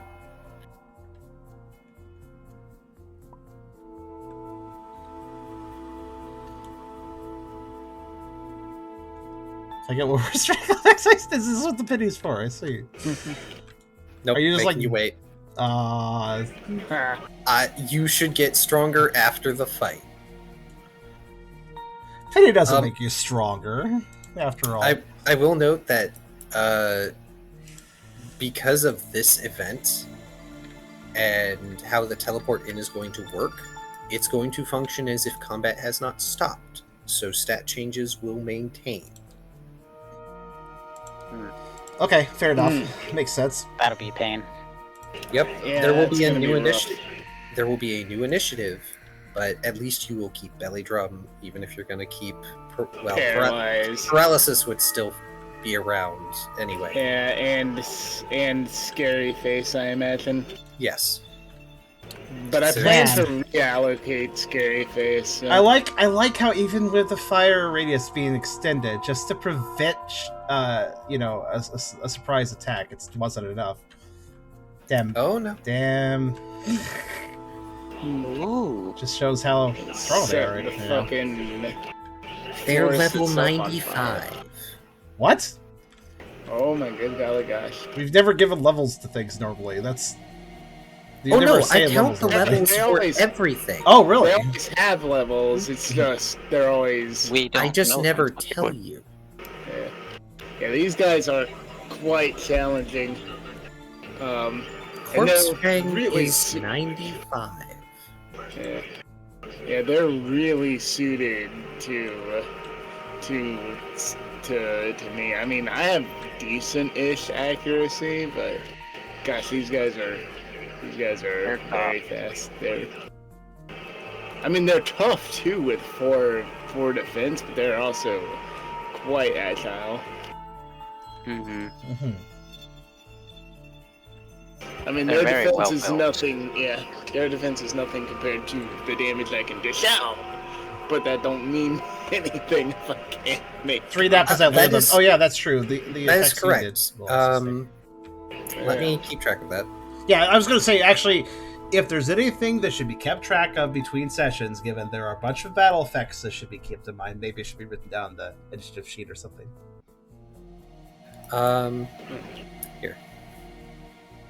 Things like bravado's already been used for some people. Yeah. Tucker didn't get a bravado because he wasn't here in that fight, so he doesn't have that. So, like, I think note whoever has buffs and debuffs, basically. Yeah, I have the little. You have belly stuff drum. in my- You have belly drum active, for instance. That should be Yeah. noted. Yeah.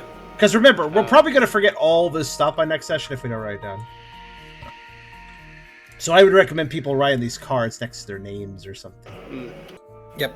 I'm using the description on the models for stat that works. changes, That works. as well as the accrued damage that you have done. This is also why the Poochie Gang don't have models, because, again, multi-entity.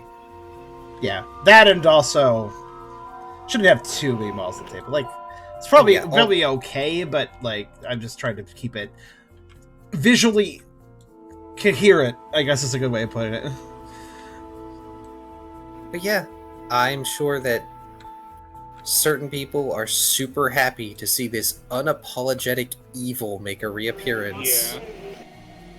I had a feeling they would jump us because like in the sessions leading up to this, I'm like, we're gonna cross through here, and we are quite powerful. I wonder if this is finally gonna happen. I'm so So- sad I couldn't make this happen sooner. Not knowing meta progression and narrative timing, Tucker was not considering necessarily running into them, but had it in the back of his head. It is the area which they show up. So Tucker was going to be aware, but he wasn't thinking too much about it, especially with the large group that they have. He was not thinking there would be too many issues. So they there would were maybe stay several away. spots where they could have appeared, Mhm. but they did not. And again, it's like out of character reason is because I didn't have their stats ready. In character reason is probably because you guys just didn't cross paths with them while they were in that area. But when you were traveling to the mountain to go to Dragon's Path, that was a chance. When you were traveling back to Savan Town after the Dragon's Path from the Cave of Mirrors, that was a chance. Oh yeah, when we teleported to the Cave of Mirrors from Yep. the Dragon's Path, yeah. Traveling to and from Savan Town and Sea Spray is a very small chance because it's mostly just the canyon and the big plains. They're not usually in that area. My god. So basically, oh my god. So it's like, you never play an RPG where like there's a really important encounter, but it's actually a random encounter, so you never know you're going to get it, and you could not get it, but you do eventually probably get it if you stick around the area.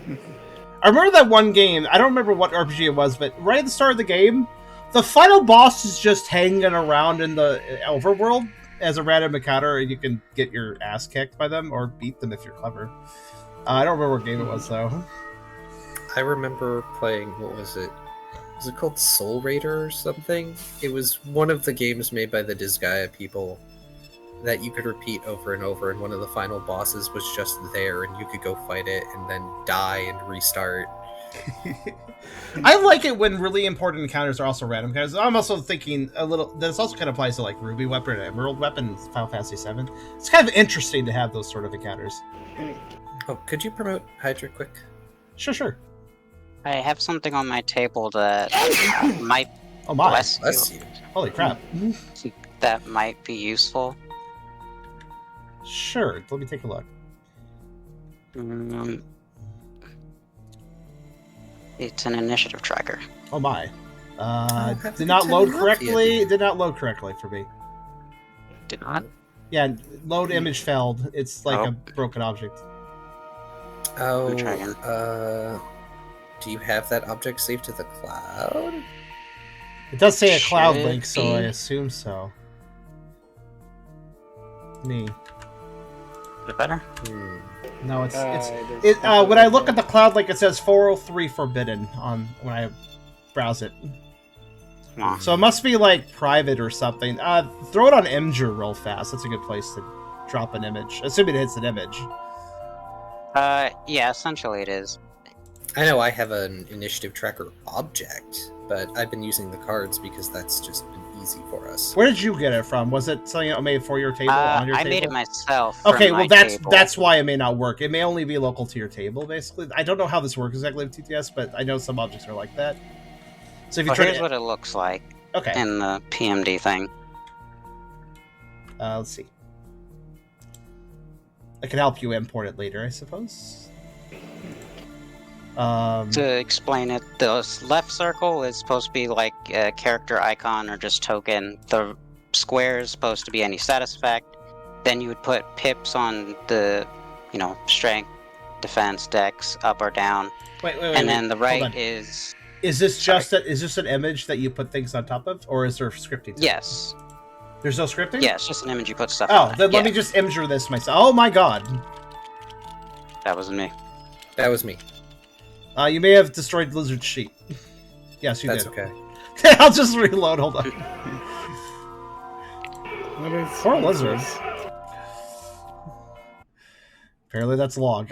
Yeah, probably somebody on the very edge of the table will probably find that. All right, hold on a second. If it's just an image, then let me just do an Imgur upload. I don't use the cloud. I use Imgur because the cloud is funky and, well, I mean, again, we saw today how Steam is sometimes. So steam breaking is not like steam breaking a cloud thing. Not even surprising to me. Let me put this on my Imgur. It's where I host everything for the table. And it's just a tile. Is it just a custom tile? Yeah, essentially. Okay, hold on.